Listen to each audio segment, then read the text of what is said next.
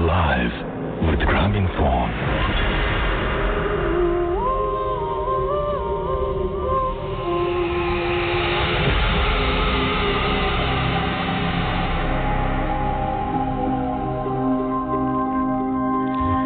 আমাদের আহমেদ বাবু আমাদের সঙ্গে আছেন, তারপরে আমরা নতুন অতিথিদের কাছে যাব।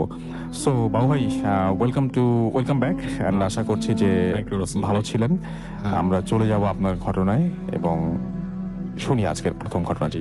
রাসূল ভাই, এই কাহিনীটা হচ্ছে একজন ডাক্তারের, উনি বাংলাদেশের একটা পুরনো, মোটামুটি বেশ পুরনো একটা হসপিটালে আর কি, মেডিকেল কলেজে জব করেন আর কি। অ্যান্ড ওই সময় উনি আপনার ওখানে কর্মরত ছিলেন এবং প্রথম দিকে আর কি ওনার লাইফের ফার্স্ট দিকের আর কি এক্সপিরিয়েন্স আর কি। আচ্ছা, যাই হোক, উনি একদিন ওখানে আপনার কাজ করছিলেন, উনি ডিউটিতে ছিলেন আর কি। তখন রাত হয়ে গেছে আপনার, মানে রাত প্রায় 8টা-9টা বাজে এরকম আর কি। ওনার নাইট শিফটে কাজ পড়েছিল আর কি। তো উনি যখন কাজ করছেন, ওই যেই এটা ছিল উইংটা, যে উইংয়ে উনি বসতেন, সেই জায়গাটা বেশ নীরব। আচ্ছা, এবং তেমন কেউ ছিল না। তো উনি বলছেন যে বেশ উইন্ডি একটা নাইট, বেশ বাতাস চলছে এরকম সময়। তো বেশ শব্দ হচ্ছে, উনি শব্দগুলোকে আসলে নর্মাল শব্দই মনে করেন। ডাক্তাররা এইসব ব্যাপারে খুব একটা আগ্রহী না সম্পর্কে। তো যাই হোক, তো উনি বসে আছেন। তো উনি হঠাৎ করে মনে হলো যে ওনার এখানে কেউ দাঁড়িয়ে আছেন, মানে দরজাটা যে আছে ওনার, ওই দরজার ওপাশে। আচ্ছা। তো উনি ওনার যেই ছিল আর কি, অ্যাসিস্ট্যান্ট ছিল, তার নাম ধরে বললো যে, দুইবার ডাক দিল, দেখলো যে কোনো কথা আসছে না। তো উনি এরপর বেরিয়ে যান, বেরিয়ে যে ওই দরজাতে উকিয়ে দেন, দেখেন কেউ নাই। তো উনি ভাবলো যে কিউরিয়াস কেউ নাকি এখানে, উনি আবার যে বসলেন। তো একটু পরে ওনার মনে হচ্ছে যে দরজার ওই পাশে কেউ আছে, কেউ সাউন্ড করছে আর কি একটা। আচ্ছা। তো তখন উনি মনে করছেন যে আসলে ব্যাপারটা কি। আর মহিলা মানুষ, আগের সময়, ওই সময় আর কি একটু ভয় পাওয়াটা স্বাভাবিক। এখন কিন্তু ডেজ যতদিন পার হচ্ছে রাসূল ভাই, মানুষের টাফ হয়ে যাচ্ছে। তো তখন টাফনেসটা এতটা ছিল না। তো উনি একটু ভয় পেলেন, লৌকিক ভয় পেলেন আর কি, অলৌকিক কিছু না। তো উনি দরজার বাইরে, মানে ওই দরজাটা পার হয়ে উকি দিলেন, দেখলেন যে কেউ নেই ওই পাশে। তো উনি এইবার করিডোর ধরে একটু হেঁটে গেলেন সামনে, দেখার জন্য যে এটা ঘটনাটা কি। মানে পুরো একটা শূন্য করিডোর, এখানে যা বাতাস চলছে, পর্দা উঠছে, আর কিছুই না। তো হেঁটে হেঁটে উনি যখন যাচ্ছেন, তো উনি ওই দেখলেন যে সিঁড়ি আর কি, নিচে গেছে আর উপরে গেছে, দুইটা সিঁড়ি। দেখলেন ওই সিঁড়ির কোণায় মনে হচ্ছে কে একজন বসে আছে, লাইক বসে দুই হাত জোর করে বসে থাকলে যেরকম, এরকম একটা মানুষের মতো, বেশ মনে হচ্ছে একটা মানুষ, কিন্তু ছায়া ঘেরা আর কি, জায়গাটা দেখা যাচ্ছে না ঠিক মতো, আলো অন্ধকার টাইপের বসছে। তো উনি বললেন, এই কে এখানে, কে ওখানে, কে তুমি, কে এখানে, এবার ডাকতেছে। উনি কোনো শব্দ করছে না। তো উনি আরেকটু হেঁটে গেলেন দেখার জন্য যে এটা কি কোনো রোগী বসে আছে এখানে, নাকি কেউ, মানে আছে তো হাসপাতাল অনেক সময় উল্টাপাল্টা মানুষ উঠে আসে। আচ্ছা। তো উনি কিছুটা উঠে গেলেন, দেখলেন যে ওখানে কেউ নাই। আচ্ছা। এবং উনি দেখলেন নেক্সট যে ল্যান্ডিংটা, সেই ফুলের একটা, মানে কাছের মতো ছিল টপ, সেটা পাশে আবার ওরকম বসা। আচ্ছা। তো এইবার উনি কিছুটা মানে ভয় পেলেন ব্যাপারটা নিয়ে। সেটা কেমন কথা যে একটু আগে দেখছে নাই, আবার উপরে সিঁড়িতে বসা। তো উনি জিনিসটাকে অনেকটা মনে করলো যে অনেকটা ওনার কি কোনো, মানে হেলুসিনেশন হচ্ছে কিনা জিনিসটা, আচ্ছা, আচ্ছা, এরকম চিন্তা করলো। তো এইটার থেকে একটা, মানে উনি সায়েন্টিফিক ব্যাখ্যা খুঁজছেন রাইট, উনি চিন্তা করছে যে আমার কি কোনো হেলুসিনেশন হচ্ছে বা সামথিং লাইক দ্যাট। উনি তার কিছুদিন আগে এরকম একটা রহস্য উপন্যাস পড়েছিলেন, তো ওইটা নিয়ে ওনাকে আরো একটু টাচ করে গেছে জিনিসটা নিয়ে। তো এর মধ্যে উনি খেয়াল করলো যে ওই উপর থেকে ওনার নাম যে ছিল, ওনার নাম ছিল শোভা আর কি। তো ওনার নাম ধরে কেউ ডাকছে উপর থেকে, এবং নামের আগে ডক্টর কথাটা আছে, এবং একটা নারী কণ্ঠের, মানে এরকম ডাকস। আচ্ছা। এবং ওনার কাছে বেশ লাগলো যে, মানে ওনার নাম ধরে বলছে ডাক্তার শোভা এরকম। তো উনি বেশ কিউরিয়াস হয়ে গেল, মানে ভয় পেলো আর কি জিনিসটা নিয়ে, যেভাবে ডাকছে, কে ডাকছে আমাকে, নাম ধরে ডাকছে উপরে। এবং উনি তখন ওই নামের ওই ডাকার সাথে সাথে হেঁটে হেঁটে উনি সিঁড়িতে উঠছেন। আচ্ছা। এরকম উনি সিঁড়িতে উঠতে উঠতে যেটা করলেন, যে ওই যে হসপিটালে যে উপরে যে ছাদ, উনি কিন্তু ছাদে পৌঁছায় গেছেন। আচ্ছা। এবং ছাদে পৌঁছায় দেখলেন যে ছাদের মধ্যে মনে করেন যে বেশ আলো আধারি, লাইট ওখানে নাই খুব একটা। এবং দেখলো যে ওই ছাদের কোনায় একটা মহিলা দাঁড়ায় আছে। আচ্ছা। এবং মহিলাটা যে দাঁড়ায় আছে, মহিলাটা ওনাকে দেখে ডাকলো। আবার ডাক দেওয়ার পরে উনি যখন আরো কাছে গেছে, মহিলাটা আস্তে করে ওই ছাদের কোনা থেকে নিচে পড়ে গেল। উনি টপ করে উঠলো, মানে ওনার বুকের ভিতরে যে একটা মানুষ জলযন্ত্র ভাবে পড়ে যায় চোখের সামনে। তো উনি করলেন কি, দৌড়ে প্রায় কর্নারে গেলেন, রেলিং এর কর্নারে, এবং যে দেখলেন ওখানে কেউ নাই। আচ্ছা, নিচেও কিছু নাই, ইটস লাইক মানে পুরাই একটা শুনশান ফাঁকা একটা জায়গা। পুরো এবং ওনার সাথে সাথে পুরো ঘুসবাম হয়ে গেছে, পুরো শরীরে দাঁড়ায় গেছে। তো উনি নিচে চলে আসলো হেঁটে হেঁটে এবং প্রচন্ড ভয় পাইছে ওই জন্য। এখন তিনি ভয় পাচ্ছেন, এখন জিনিসটাকে কি মানে এটা অনেক এখন কি অন্যভাবে দেখার চেষ্টা করছেন নাকি এখন? না, উনি ঘটনার পরে একটা ব্যাখ্যা দিয়েছেন আমাকে। আচ্ছা, আচ্ছা, উনি আচ্ছা। যেদিন ফিরে আসেন নিচে, তো উনি ওনার মেডিকেল লাইফের বেশ কিছু ঘটনা উনি বলতে বলতে এটা বলেছেন আর কি একটা। তো উনি যখন ফিরে আসেন, ফিরে এসে রুমে আর কি উনি আর ওদিন কাজ করতে পারে না, খুব খারাপ ফিল করে বাসা যায় এবং রাতের বেলা উনি ঘুমায় যান। ঘুমায় যাওয়ার পর উনি স্বপ্ন দেখতেছেন যে ওনাকে একটা রোগী বলতেছিল, একটা মহিলা এরকম ছিল, আসছিল ওনার চিকিৎসার জন্য। বলছে যে আমাকে মানে ওরা মানে খুব অসুস্থ ছিল আর কি মহিলা, তার মানে একটা লেবার হয়েছিল আর কি, লেবারের পরে তিনি মানে মানে এটা কি বলা হয়, পোস্ট লেবার সিচুয়েশন। তো ওনাকে বলছিল যে মানে আমাকে ইঞ্জেকশন দিয়েন না, আমি ইঞ্জেকশন দিলে আমি হয়তো বাঁচবো না। আচ্ছা, ঠিক আছে, কিন্তু উনি ওনার রেসপন্সিবিলিটি ছিল বা ওনার কাজ ছিল এটা উনি করে করছেন ইঞ্জেকশন, আচ্ছা। কারণ ওইটা দিতেই হতো আর কি। যাওয়ার পর ওই দিন রাত্রে রোগীটা মারা যায়, ঠিক আছে। এবং উনি স্বপ্নে দেখতেছেন রাত্রেবেলা যে ওই রোগীটা তাকে বলছে যে আপনাকে আমি বলেছিলাম যে আমাকে ইঞ্জেকশনটা না দিতে, আপনি ইঞ্জেকশন দেওয়াতে আমি মারা গেছি। আচ্ছা, এটা উনি উনি মানে উনি স্বপ্নে দেখছেন? স্বপ্নে দেখছেন কি আপনি আমাকে কেন এই কষ্টটা দিলেন, আমাকে কেন কষ্ট দিলেন। তো উনি ঘুম থেকে ঠাক করে উঠে পড়েন, লাফ দিয়ে উঠে পড়েন। উনি চিন্তা করেন যে আসলে জিনিসটা কি ঘটছে, এটা কি আমার মনের কোনো অপরাধ বোধ, কারণ আমি তাকে যেটা দিছি সেটা that was meant to be, এটা একটা মানে ইট ওয়াজ এ ট্রিটমেন্ট।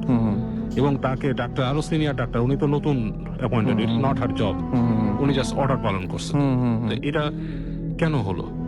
তো উনি বলছে যে এরপর থেকে ওনার কাছে মানে প্রায় মনে হতো যে কেউ ওখানে মানে ওই সিঁড়িটাকে উনি এড়ায় চলতো, যে ওই জায়গাটাতে কেউ একজন ওনাকে হুইসপার করতো আর কি, এরকম ওনার কাছে লাগতো সবসময় মনে হয়। সবসময় মনে হতো। আচ্ছা, উনি কি শেষ পর্যন্ত এই ব্যাখ্যাতেই ছিলেন যে ওনার এই জিনিসটা আসলে এই অপরাধ বোধ থেকে, উনি অনুশোচনা বোধ থেকে হচ্ছে? ওনার নিজের মধ্যে মনে হয়, বাট উনি বলে যে the experience she had that day, বলে আমি পুরোপুরি একটা মানে রিয়েল স্টেটেই ছিলাম, ওখানে এমন কোনো স্টেট ছিল না যে আমার এরকম কোনো হ্যালুসিনেশন হবে বা সামথিং লাইক দ্যাট।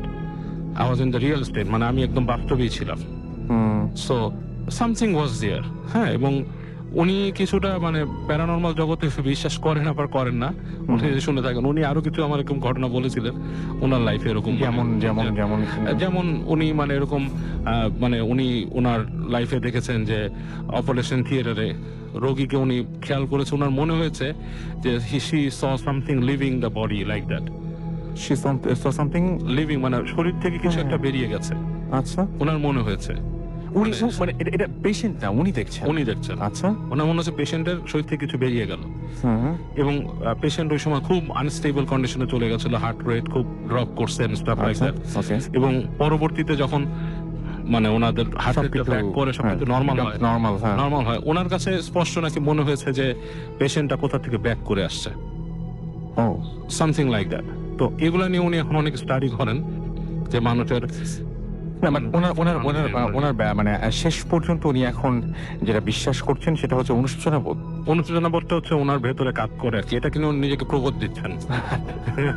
আচ্ছা, নিজেই বলছেন, আবার নিজেই বলছেন সামটাইমস এইভাবে মানে রিলিফ পাওয়া যায় আর কি। Relief পাওয়া যায়, right. যখন আমরা কোনো জিনিস নিয়ে খুব বেশি মানে খুব জিনিস মানে when something becomes very complicated, তখন এইরকম ধরনের একটা রিলিফ পাওয়ার জন্য আমরা ভাবি যে হ্যাঁ আমরা একটা উপায় খুঁজি আর উপায় কি। তো খুঁজি।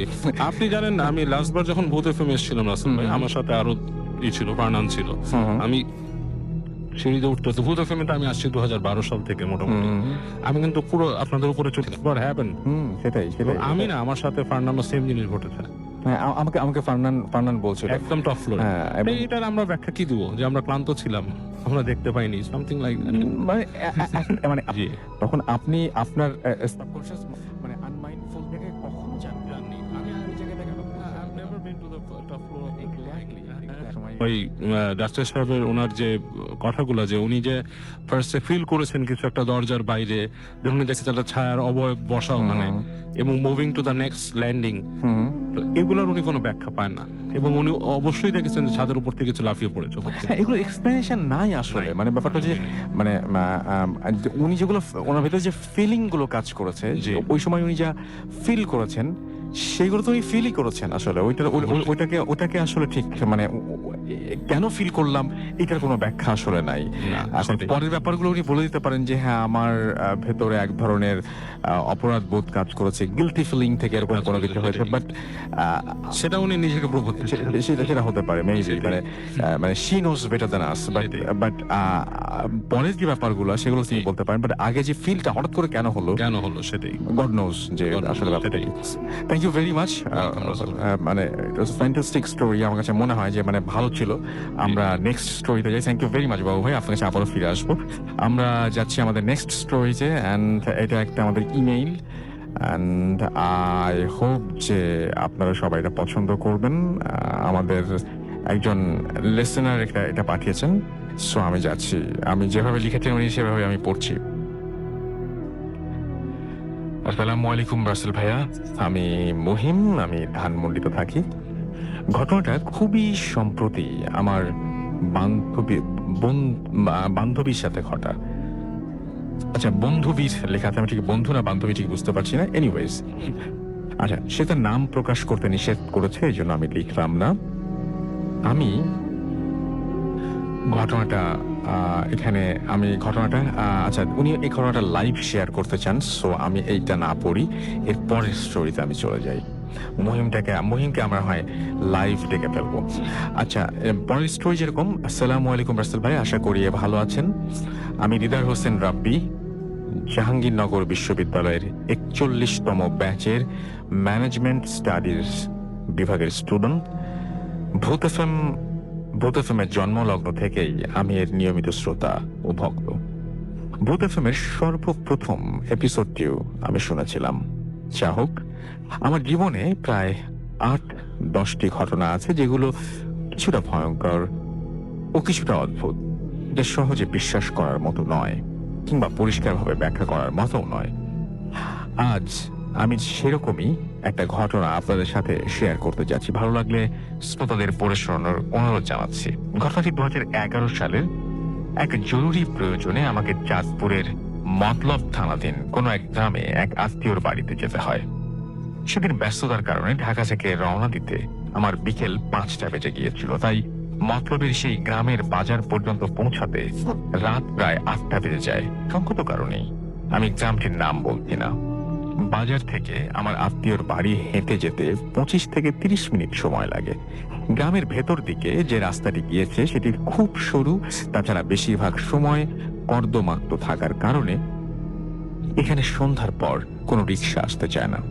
সেদিন অবশ্য আমি কোনো রিক্সা পাইনি। গ্রামটিতে এর আগেও আমার কয়েকবার যাওয়া হয়েছিল, তাই ওখানকার সব রাস্তা আমার আগে থেকেই চেনা। তাই বাজার থেকে হাঁটা শুরু করি বাড়ির উদ্দেশ্যে। বলে রাখা ভালো, তখন অমাবস্যা হওয়াতে চারিদিকে ঘুটঘুটে অন্ধকার ছিল।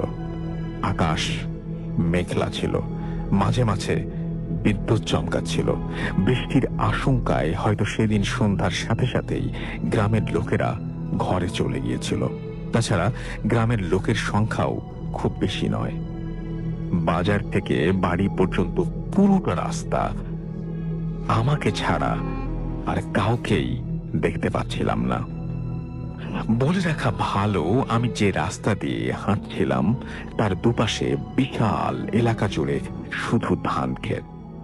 রাস্তাটি দিয়ে যেতে যেতে 3-4টি বাঁশ ঝাড় ও 2-3টি ছোট কবরস্থানও পড়ে। আমি নির্ভয়ে হাঁটছিলাম। আমি যখন বাড়ি থেকে আনুমানিক 100 গজের মতো দূরে হঠাৎ চারিদিকে প্রচন্ড বেগে বাতাস বইতে শুরু করলো, আর প্রচন্ড মাত্রায় বিদ্যুৎ চমকাচ্ছিল। বলতে দ্বিধা নেই, জীবনে একমাত্র সেদিনই বিদ্যুৎ চমকানোর শব্দে যেন ভয় পেয়েছিলাম। হঠাৎ করেই প্রচন্ড বেগে বৃষ্টি শুরু হলো। কি করব ভেবে পাচ্ছিলাম না। সাথে ছাতা ছিল না। কাঁচা রাস্তা কাদায় একেবারে হাঁটার অনুপযুক্ত হয়ে গেল এক নিমেষেই। একটু অসাবধান হলেই পা পিছলে গড়াতে গড়াতে ধান খেতে গিয়ে পড়তে হবে, কারণ রাস্তাটি ক্ষেতের জমি থেকে প্রায় 5 ফুট উঁচু। বাধ্য হয়ে ভিজেই অন্ধকারে কর্দমাক্ত বিচ্ছিল রাস্তা দিয়ে অতি সাবধানে আস্তে আস্তে বাড়ির দিকে হাঁটতে থাকি। চারিদিকে বৃষ্টি আর বিদ্যুৎ চমকানো দেখে মনে হচ্ছিল পুরো আকাশটাই যেন ভেঙে পড়বে। প্রচন্ড শব্দে কানে তালা লেগে যাচ্ছিল। হঠাৎ সামনে থেকে একটা কণ্ঠ স্পষ্টভাবেই ভেসে এলো, বৃষ্টিতে নামছে, আমার সাথে এই ছাতার ভেতরে এসো। অথচ প্রচন্ড বৃষ্টি ও বিদ্যুৎ চমকানোর শব্দে কারো ভয়েস এত স্পষ্ট করে শুনতে পারার কথা নয়, তবু এমন একটা মুহূর্ত কাউকে সাথে পেয়ে মনে মনে ভরসা পেলাম। অন্ধকারে লোকটাকে দেখতে পাচ্ছিলাম না, তবে বিদ্যুৎ চমকানোর আলোয় বুঝতে পারলাম লোকটা সাদা পাঞ্জাবি টাইপের কিছু একটা পরা। সে আমার 3-4 হাত সামনেই দাঁড়ানো। এরপর দুজন একই ছাতার নিচে পাশাপাশি হাঁটতে থাকি। সাবধানে পা ফেলতে হচ্ছিল, তাই আমি মাথা নিচু করেই হাঁটছিলাম। এভাবে প্রায় 15-20 মিনিট হাঁটছিলাম, কিন্তু আমার হঠাৎ করেই মনে হলো যতই হাঁটছি রাস্তা যেন শেষ হচ্ছে না।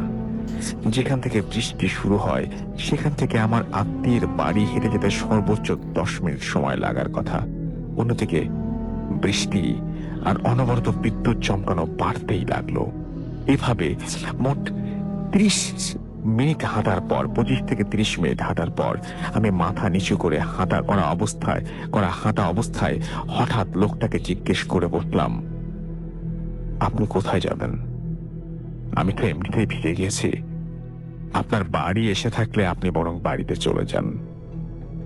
আমার কথায় লোকটার কোনো জবাব না পেয়ে হঠাৎই আমার ডান পাশে লোকটার দিকে তাকালাম। বিদ্যুৎ চমকানোর আলোয় লোকটার সাদা কাপড় পরা শরীরের অবয়ব দেখতে পাচ্ছিলাম, কিন্তু তার মাথা আর ছাতা দেখতে পাচ্ছিলাম না। ব্যাপারটা বোঝার জন্য উপরের দিকে তাকাতেই আমার পুরো শরীর অবশ হয়ে গেল। দেখলাম লোকটার মাথা আমার মাথা থেকেও প্রায় 5-6 ফুট ওপরে, আর ছাতাও আছে ওখানেই।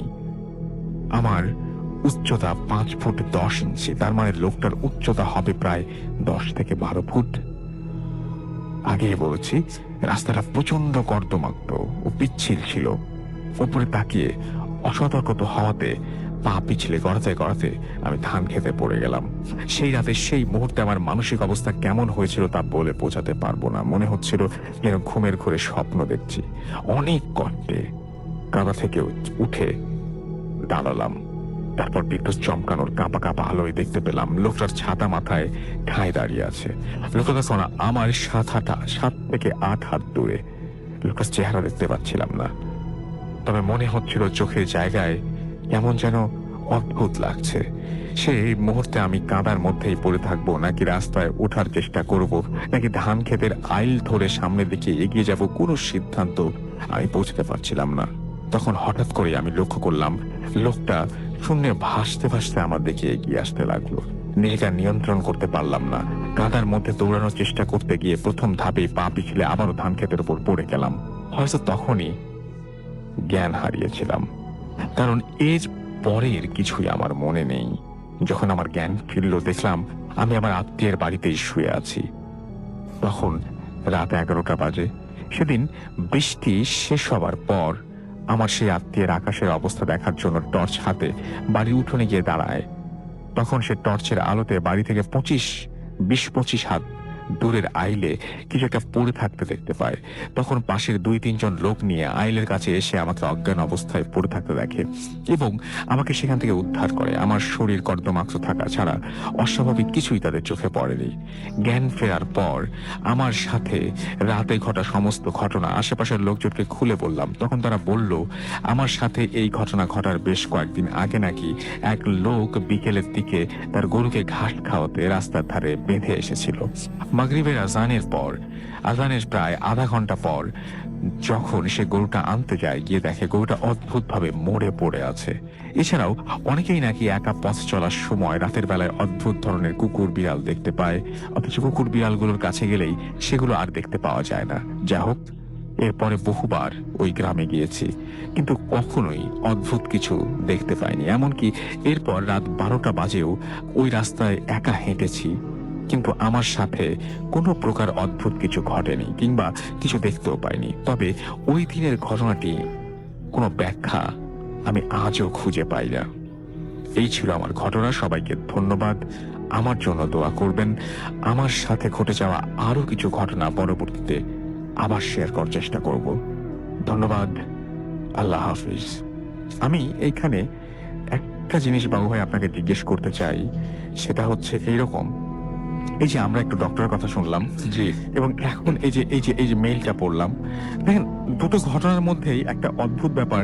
এই যে আমরা খুব রেগুলার জিনিসটা পাই যে একটা সময় দেখি যে আমি কোনো একটা কিছু দেখলাম, ভয় পেলাম এবং তারপরে আমি সেন্সলেস হয়ে গেলাম বা কিছু একটা হলো আমার, বা আমি পরে বুঝতে বা ওইখান থেকে আমি দৌড়িয়ে পালিয়ে আসলাম, কিংবা আমাকে কেউ উদ্ধার করতে আসলো, সে আর দেখতে পেল না। সেটাই।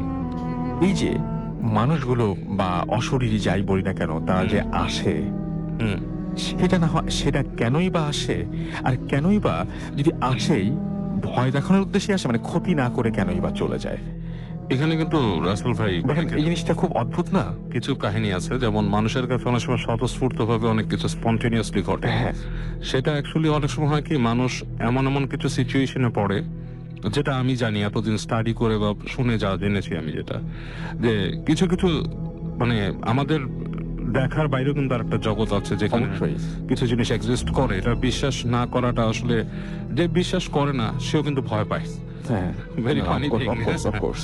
সো এনিওয়েজ, তো মানুষ কিন্তু একটা জগৎ আছে, এবং এরকম একটা জগতে কিন্তু মানুষ অনেক সময় এরকম জায়গাতে প্রবেশ করে, সেখানে আমাদের ভয়ও কাজ করে।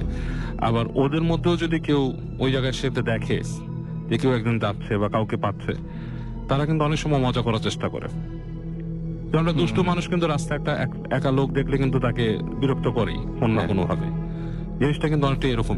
না, কিন্তু ব্যাপারটা হচ্ছে যদি কেউ সত্যি সত্যি যদি এক্সপিরিয়েন্স করে থাকে, জি ম্যাক্সিমাম ক্ষেত্রে দেখা গেছে কি যে আমার কাছে প্রশ্নটা কি, আমার কাছে খুব অদ্ভুত লাগে যে মানে ভয় দেখানোর কারণটা কি, আর ক্ষতি না করেই চলে যায় কেন? হ্যাঁ, মানে ক্ষতি না করে আসলে চলে যায়, অ্যাকচুয়ালি ক্ষতি করার তো প্রয়োজন ভয় যে পড়ে না। দেখালো এটাই ক্ষতি। এটাই ক্ষতি।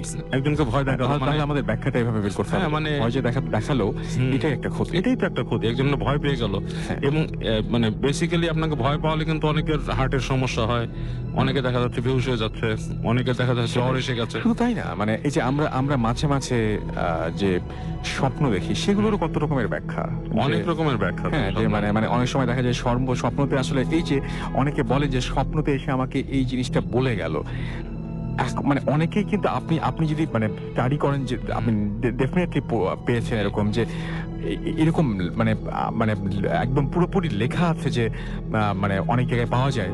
আমি এখন রেফারেন্স দিতে পারছি না, কারণ আমার 2-3টা এলোমেলো হয়ে যেতে পারে। জি, জি, জি। মানে এরকম টাইপের যে অনেক সময় স্বপ্ন থেকে কিন্তু মানুষ ইনফরমেশন কালেক্ট করে। হ্যাঁ, মানে হ্যাঁ। মানুষকে অনেক কিছু জানানোর জন্য স্বপ্ন দেখানো হয়। অনেক সময় হ্যাঁ, অনেক সময় সাবকনশিয়াস মাইন্ডও আমাদের অনেক কিছু ইনফর্ম করতে চায় স্বপ্নের মাধ্যমে। মানে আমরা আমি এই চারপাশে যে আমি আপনি ছাড়াও তো আরো অনেক সাউন্ড আছে, আর অনেক কিছু ঘটছে, সেই জিনিসগুলো তো আমি এখন কনসিয়াসলি শুনছি না, বাট এগুলো তো আমি আসলে নিচ্ছি, আমি তো রিসিভ করছি, তাই না? তো সেগুলো হয়তো আমি যখন ঘুমিয়ে যাই তখন হয়তো অনেক আমাকে সময় এটা মানে আপনার জিনিসটা হচ্ছে রিঅ্যারেঞ্জড হয় মাথার এক্স্যাক্টলি, ভেতরে। মানে খুবই গুরুত্বপূর্ণ কোনো ইনফরমেশন হয়তো আমাকে দেওয়ার চেষ্টা করা হয়। চেষ্টা করা হয় অনেক সময়, টুকরো টুকরো জিনিসগুলোকে অ্যাড করে একটা টোটাল স্ট্রাকচার তৈরি করা হয়। এক্স্যাক্টলি, এটা এক ধরনের ব্যাখ্যা। হ্যাঁ, তাদের আরো অনেক ব্যাখ্যা আছে। একদম। আমরা ফিরে আসবো আবারও।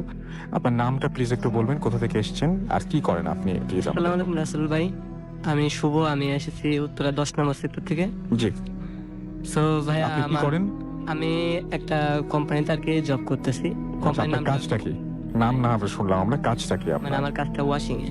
ওয়াশিং এর কাজ, ওকে। তো আপনি যখন যে ঘটনাটা বলবেন তখন আপনি কি করতেন? তখন আমি আসলে একটা এমব্রয়ডারিতে জব করতাম। ওকে, এমব্রয়ডারি কাজ করতেন। জি। আচ্ছা, এখন আমরা চলে যাই আপনার ঘটনায়, শুনি আপনার ঘটনাটি। সো ভাই ঘটনায় চলে যাচ্ছি। ঘটনা হচ্ছে 2012 সালের, এটা হচ্ছে মার্চের দিকের ঘটনা। জি। সো আমার একটা অদ্ভুত অভ্যাস কি, যে আমি বেশি রাত জাগি, তো রাত্রে হাঁটা চলাটা বেশি করি। তো তখন আর কি সন্ধ্যাবেলা হাঁটা চলা করতেছিলাম, তখন সম্ভবত এশিয়া কাপ খেলা চলতেছিল। হুম তো খেলাটা দেখে আর কি আমি বাসায় ব্যাক করতেছিলাম রাত্রে 12টা কি 12:30টার দিকে। হুম তো আমাদের এলাকায় একটা জায়গা আছে, ওইখানে তখন নাইট গার্ড ছিল না, বাট এখন আছে। আচ্ছা তো ওইখান দিয়ে আসতেছি, তো আমি দেখলাম যে একটা নাইট গার্ড বসে আছে, আচ্ছা কিন্তু তার হাতে যে লাইট থাকবে সে জিনিসটা নাই, একটা লাঠি শুধু। তো আমি তাকে জিজ্ঞেস করলাম যে মানে একটা যে এতদিন দেখি নাই, তো হঠাৎ করে দেখলাম, তো জিজ্ঞেস করতেই পারি এলাকায়। তো আমি জিজ্ঞেস করলাম যে চাচা, আপনি কি এখানে নতুন, আপনাকে নিয়োগ দিচ্ছে? তো সে আমাকে বললো, সে আমার কোনো রেসপন্স দেয় নাই, মানে রিপ্লাই দেয় নাই কথা। আমি চলে আসতেছি, তো পিছন থেকে সে ডাক দিল, আচ্ছা একটু মোটা গলায় সে ডাক দিল যে বাবা একটু এদিকে আসো। তো আমি তার কাছে গেলাম, তো গিয়ে বললাম জি আঙ্কেল বলেন। তো বললো যে বাবা তোমার সাথে আমার কিছু কথা আছে। আমি বললাম যে কি কথা? সে বললো যে আমার একটা কাহিনী আছে, সেটা আমি তোমাকে বলতে চাই। আচ্ছা তো আমি বলতেছিলাম দেখেন এইসব আমাকে এখন বলে লাভ নেই, আমি বাসায় যাবো, এমনি রাত 12টা 12:30 বেজে গেছে। তো সে আমার বলতেছে যে না তুমি একটু শুনে যাও, এত টাইম অপচয় করলা, তা আরেকটু করো। তো আমি তার পাশে বসলাম আর কি, একটা বেঞ্চ ছোট, তো এটা বেঞ্চ বলা যায় না, মানে ওয়াল টাইপের। তো আমি সেখানে বসছি, বসার পরে সে আমার বলতে শুরু করলো সে তার বাড়িটা কি নওগাঁতে। আচ্ছা তো সে আজ থেকে 12 বছর আগে, মানে তখন আর কি, সেই সময় থেকে 12 বছর আগে সে তার একটা চার দোকান ছিল। তো তার বাড়িটা হাইওয়ের পাশে, তার চার দোকান, আর বাড়িটা হাইওয়ের সাথে। আচ্ছা তো সে চার দোকান বন্ধ করে রাত্রে 11টা কি 11:30টার দিকে বাড়িতে ফিরে। তো প্রতিদিনের মতো সে, ও রাসেল ভাই এখানে একটা কথা বলে রাখি, এই কথা যখন সে আমাকে বলতেছিল আমার খুবই বিরক্ত লাগতেছিল। তো আমি বললাম যে আমি বাসায় চলে যাবো আঙ্কেল, আরেকদিন শুনবো আপনার কথা। তো সে বললো না। তো আমি আসলে একটা সিগারেট বাইর করি পকেট থেকে, যে সিগারেটটা খাওয়ার জন্য। সে আমাকে বললে তুমি চুপ করে বসে আমার ঘটনাটা শুনো, আর সিগারেট চালাবে না, আমি সিগারেট খাই না, লোকটা আমাকে বললো। তো আমি বাম হাতে, আমার ডান হাত থেকে বাম হাতে সিগারেটটা নিয়ে তার কথা বসে বসে শুনতেছিলাম। তো সে বললো এক রাতে আমি প্রতিদিনের মতো 11:30টার দিকে দোকান বন্ধ করে বাড়ির পথে রওনা দিচ্ছি। তো হাইওয়ে ধরে যখন বাড়ির পথে রওনা দিচ্ছি, তখন দেখি রোডের মাঝখানে একটা বৃদ্ধা মহিলা তার মাথাটা কোলের ভিতরে নিয়ে উকুন বাজতেছিল। তো উকুন বাজতেছিল, আর ওই মাথাটা চোখ বড় বড় করে তার দিকে তাকিয়ে একটা অদ্ভুত হাসি দিচ্ছে। আচ্ছা এই জায়গাটা আমার বিশ্বাস করতে সমস্যা হয়েছে, যে আমি তখন জিজ্ঞেস করি, হ্যাঁ। তারপরে বলেন। So- বাট এই ঘটনাটা ওই মানে দারোয়ান চাচা বলছেন। হ্যাঁ, ওই আচ্ছা। চাচা আর কি বলতেছিল আমাকে, আচ্ছা হ্যাঁ অদ্ভুত একটা হাসি দিচ্ছে। আচ্ছা তো হাসি দিলে উনি আবার কি খুব ভয় পেয়ে যায়, ভয় পেয়ে উনি একটা দৌড় দেয়। তো যেহেতু হাইওয়ের ভিতরে, সে দৌড় দিলে তাকে নাকি একটা ট্রাকে ধাক্কা মারে, তার ভাষায় ছিল লরি। একটা ধাক্কা মারলে সে ওইখানে পড়ে যায়, এই বলে সে চুপ হয়ে যায় কিছুক্ষণের জন্য। তো আমি তাকে জিজ্ঞেস করলাম চাচা তারপর কি হয়, যেহেতু অদ্ভুত একটা জিনিস। আমি জিজ্ঞেস করলাম তারপর কি হয়, সে আমাকে বলল যে তারপর আমি ঘটনাস্থলে মারা যাই। এই কথা শুনে আমার কেমন একটু অবাক লাগলো, যে সে যদি মারা যায় সে আমাকে কিভাবে বলতেছে। তা আমি তাকে জিজ্ঞেস করলাম কি বলেন এসব?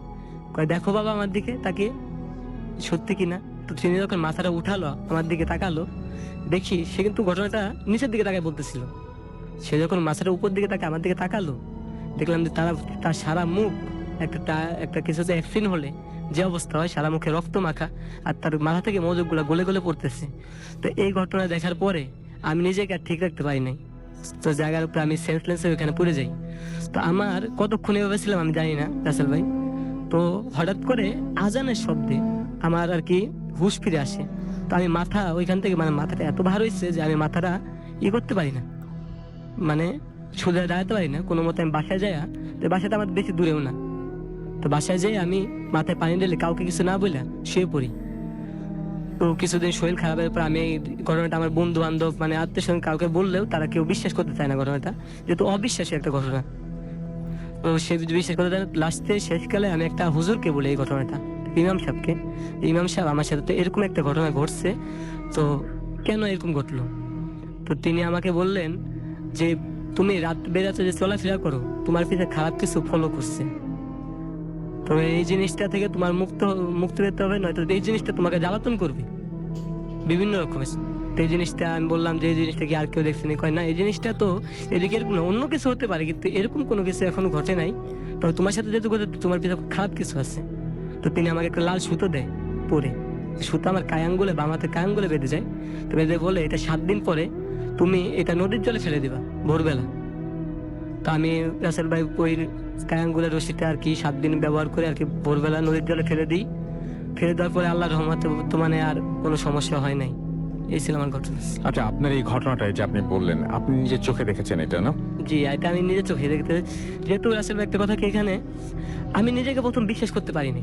যখন আজান দিল আমি উঠলাম, পড়ে গেছে ওইখান থেকে উঠলাম, আমি নিজেকে প্রথম ভেবেছিলাম যে হয়তো আমি কোনো ভুল দেখেছি অথবা করেছি। কিন্তু আমার ওই জিনিসটা খেয়াল আছে, যেহেতু আমি ডান হাত থেকে সিগারেটটা বাম হাতে নিয়েছি আর সেইখানে বসেছিলাম যেখানে সে আমাকে বলতেছিল।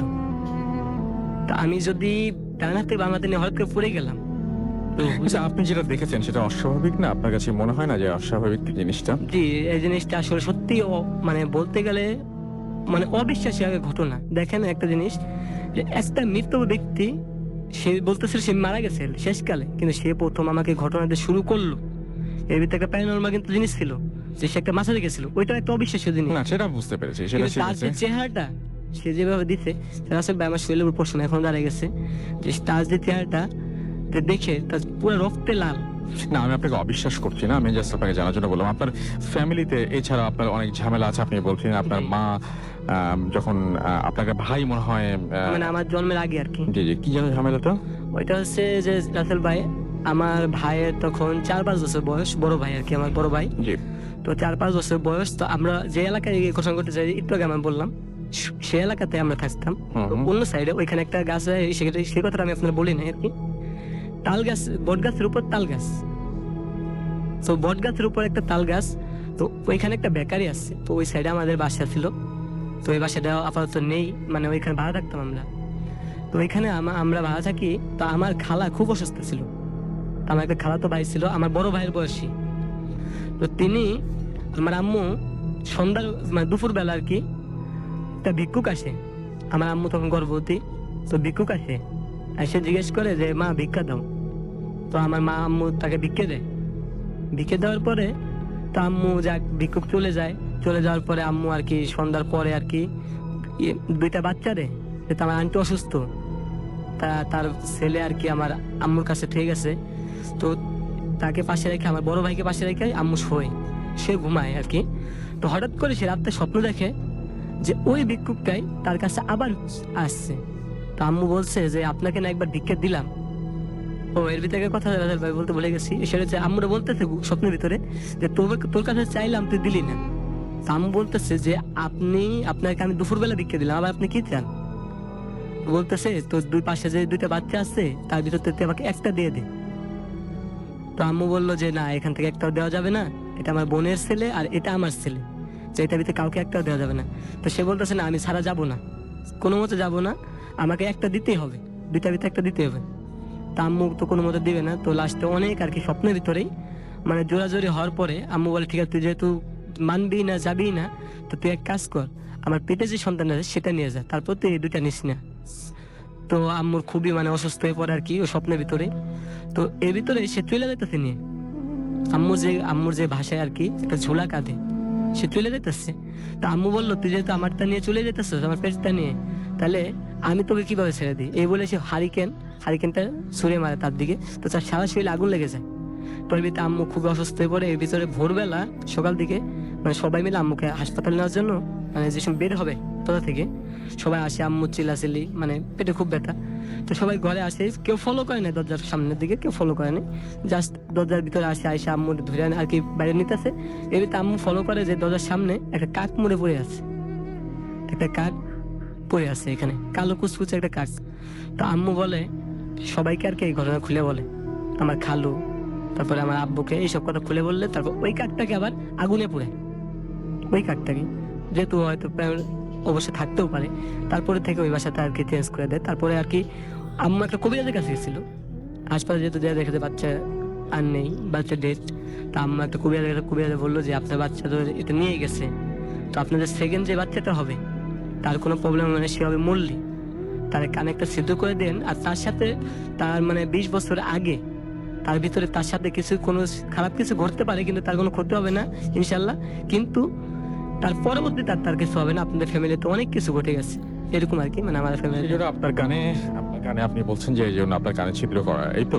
Thank you very much. আমরা খুব টাইমের লিমিটেশন আছে আমাদের, আমরা বাবু ভাইয়ের কাছে চলে যাই এবং আমরা তারপরে একসাথে আপনাদেরকে SMS এবং আপনাদের যে সমস্ত আপনাদের যে সমস্ত ফেসবুকের কমেন্টগুলো আছে সেগুলো পড়বো। বাবু ভাইয়ের ঘটনাটা পড়ে আমরা শেষ করে ফেলি। তো ভাই আমরা সেকেন্ড স্টোরিটা শুনি আপনার কাছ থেকে। হ্যাঁ রাসেল ভাই, এটা হচ্ছে ইয়াসির ভাইয়ের ঘটনা, বেশ কিছুদিন আগের। অ্যাকচুয়ালি ইয়াসির ভাই গ্রামে যেত আর কি বেড়াতে, প্রায় ওনার গ্রাম খুব ভালো লাগতো আর কি। তো উনি ওইবার ওনার এক ফ্রেন্ডের ডাকে তাদের গ্রামের বাড়িতে যায়। সো ওনার গ্রামের মানে ওনার যে ফ্রেন্ড ছিল আর কি, তো ফ্রেন্ডটা ওনার সাথে আসতে পারেনি, আগে গিয়েছিল। তো ওনাকে বলে যে তুই চলে আয়, এরকম করে নর্থ বেঙ্গলের কাছের একটা গ্রাম আর কি। আচ্ছা। তো যাই হোক, উনি ওই রওনা দেন আর কি দিনের বেলা যথারীতি সময় মতো গ্রামে। ওনার ওখানে যে নামেন, নেমে রাত্রেবেলা আসা শুরু করেন। তো রাস্তাটা ছিল বেশ আপনার অন্ধকার হয়ে গেছে। রাত্রেবেলা ধরেন 10টা-11টার সময় বেশ অন্ধকার হয়ে যায়। তো গাছপালার মধ্যে দিয়ে যখন আসতেছেন তখনই ওনার কাছে বেশ মানে ভালো লাগে, কারণ মানে এই জায়গাটা হচ্ছে বেশ জোনাকি জ্বলছে, এরকম এরকম একটা অবস্থা। এবং গ্রামটা বেশ নিশুতি একটা গ্রাম, যেখানে বিদ্যুতের কিছুই নেই সেখানে। তো আস্তে আস্তে তো উনি এসে এক জায়গায় দাঁড়ান। সেখানে এসে দেখে যে একটা আপনার কেয়া ঘাট আছে। তো কেয়া ঘাটে আপনার একজন মাঝি বসে আছে একটা ছোট নৌকাতে। তো উনি বলেন যে আমি নদী পার হব। তো লোকটা কোনো কথা না বলে ওনাকে জাস্ট নৌকা উঠতে বলেন এবং নৌকাটা আস্তে আস্তে ছেড়ে দেন আর কি। তো নৌকাটা যখন যাচ্ছে রাসেল ভাই পানিতে, এবং উনি শব্দ পাচ্ছেন যে যে মাঝি আছে সে আস্তে আস্তে করে আর কি আপনার বৈঠা পাচ্ছে আর কি। তো যেতে যেতে যেতে যেতে নৌকার মানে বেশ অনেকক্ষণ চলে গেছে। উনিও বেশ মানে আর কি হয়ে গেছেন। উনি ওখানে বসে একটা সিগারেট ধরান, সিগারেট খাচ্ছেন। তো এক সময় উনি খেয়াল করেন যে নৌকাটা আর কি আর সামনে বাড়ছে না, মনে হচ্ছে যে নৌকাটা ভেসেই আছে ওখানে। আচ্ছা। তো উনি হঠাৎ করে তাকান সামনে, তাকায় দেখেন যে নৌকার মধ্যে আসলে কেউ নাই। উনি একাই বসা নৌকার ভেতরে, কোনো মাঝি নেই নৌকার ভেতরে। এবং এই সময় উনি দেখেন যে নৌকাটার মানে যে সামনে যে ভাগটা, ওই জায়গাটা বেশ দুলতেছে, মনে হচ্ছে কেউ ঠেলে দিচ্ছে বেশ উপরের দিকে। আচ্ছা। এবং মানে একটা এই গোঙানির মতো শব্দ আসতেছে আর কি, লাইক সামবাডি ইজ মানে কেউ একজন গোঙাচ্ছে কাউকে, মানে মুখ চেপে ধরছে, মানে ডেফ অবস্থা আর কি। আচ্ছা। উনি বেশ এটাতে মানে ভয় পেয়ে যান। নদীর প্রায় মাঝামাঝি জায়গা, মানে মধ্য নদীতে প্রায় উনি। এই সময় এরকম একটা শব্দ আসতেছে এবং নৌকার কোনো মাঝি নাই, বইটা কোথায় তাও জানেন, এবং উনি এটাতে ইউজ টু না, এই বইটা পাওয়ার মতো অবস্থা ওনার না। তো উনি বেশ ভয় পান। তো গোঙানির শব্দটা এক পর্যায়ে মানে উনি মানে মনে থেকে গলা চেপে ওনাকে বলতেছে মেরে ফেললো, এরকম মানে মানে এরকম ধরনের একটা কথা আর কি। তো উনি তখন না ওই পানিতে লাফ দিয়ে পড়েন আর কি।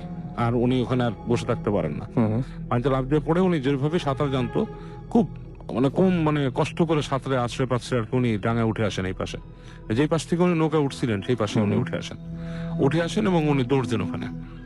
তো দৌড়াতে দৌড়াতে দৌড়াতে উনি যায় যে একদম আর কি দূরে কোথাও পায় না, দেখে যে একটা দোকান আর কি আছে। তো দোকানের ভেতরে হালকা আলো জ্বলতেছে, দোকানটা বদ্ধ, দোকানের মধ্যে হালকা আলো জ্বলতেছে আর কি। তো উনি দোকানের মধ্যে খুব নক করেন, কিল মানে কিল টিল মারেন আর কি। দোকানের লোকটা ভেতর থেকে একজন বলে কে এত রাতে, সেও দরজা খুলতে চায় না। তো উনি তারপর বলে ভাই আমি আসছি, আমি শহর থেকে আসছি, দরজাটা খুলেন প্লিজ। আচ্ছা। ঝাপটা খুলেন প্লিজ। অনেক রিকোয়েস্ট করার পর লোকটা ঝাপ খুলে একটু খুলে দেখে ওনাকে, দেখে বলে যে আপনি এখান থেকে কি করতে আসছেন? তো বলে যে আমি এখানে আসছিলাম, আমি তো ওই পার নদীর ওই পারে যাবো, এখানে এসে। বলে আপনি এখান থেকে কেন আসছেন? আপনি তো ওই পার দিয়ে মানে ওখানে আর আছে, ছোট সাঁকো আছে, ওখান থেকে যেতে পারতেন, ওখানে তারপর ভালো নৌকার ব্যবস্থা আছে, মানে আপনাকে কোনো না কোনো ভাবে ওখানে পৌঁছা দিত, এই রাস্তা দিয়ে তো আসার কিছু নাই। তো উনি বললো যে ভাই আমি এখান থেকে আসছিলাম, এসে একটা নৌকা দেখছি ঘাটে, এবং এই ঘাটে আমি পার হতে গেছিলাম, এরকম এরকম মানে পড়ছি, তার শরীরে ভেজা। তো লোকটা তো ওনার গাটা মুছতে দিল। তো বললো যে আপনি যেখান থেকে আসছেন এখানে এই যে এই জায়গায় আগে একটা এরকম মাঝি থাকতো আর কি, এবং মাঝির আপনার সম্পদ ছিল, কিছু জমি জমা ছিল। তো এই গ্রামে যে ওখানে একজন আছে, দুষ্ট লোক আছে আর কি, সে ওখানকার প্রভাবশালী লোক আর কি, সে মাঝির জায়গাটা নেওয়ার জন্য তার সাথে অনেক গন্ডগোল করছিল, এবং পরে ওই মাঝিকে মেরে আপনার ওই পাথর বেঁধে আর কি পানির তলে ডুবাই দেয় আর কি। এবং এরপর থেকে অনেকেই নাকি ওখানে দেখে যে ওই মাঝিকে বলে যে আপনি মানে ওখানে মাঝি পাবেন কোথায়, মানে নৌকাও তো থাকার কথা না, কিভাবে আপনি নৌকার মধ্যে গেলেন আর কিভাবে আপনি পড়লেন, এরকম আর কি। তো ওই লোকটা ওনাকে, তো উনি খুব ভয় পায়, এবং ওই রাতের বেলা উনি ওই দোকানেই থেকে যায় আর কি লোকের সাথে, এবং পরে ওখান থেকে উনি ব্যাক করেন। ওকে, এটাই ছিল ঘটনা, তাই তো? থ্যাংক ইউ ভেরি মাচ বাবু ভাই আপনার সেকেন্ড স্টোরি। আগে আমরা এখন সরাসরি আবারও ঘটনায় চলে যাব, তবে তার আগে কিছু প্রশ্নের উত্তর এখন আমরা খুঁজে পেতে চাই। আচ্ছা, আমাদের সঙ্গে প্রথম যে প্রশ্নের উত্তরটা চাই সেটা হচ্ছে, আমরা বলেছিলাম যখন যে হাফেজ মাইনুদ্দিন ভাই আমাদেরকে বিভিন্ন সমস্যার উত্তর দিবেন। তো লাস্ট এপিসোডটা তো আমরা একটু ডিফারেন্ট করেছিলাম, তো সেখানে সেটা সব দেওয়া সম্ভব হয়নি। এখন আমরা বলবো, আমরা প্রথম যেটা দেখতে পাচ্ছি যে মুর্শিদাবাদ জালাঙ্গি সড়কপাড়া থেকে আমাদের একজন লিখেছেন, এবং তিনি যেটা লিখেছেন, তিনি লিখেছেন যে আমি নুরুল ইসলাম, আমার প্রবলেমটা বলবেন না, নামটা বলতে পারেন।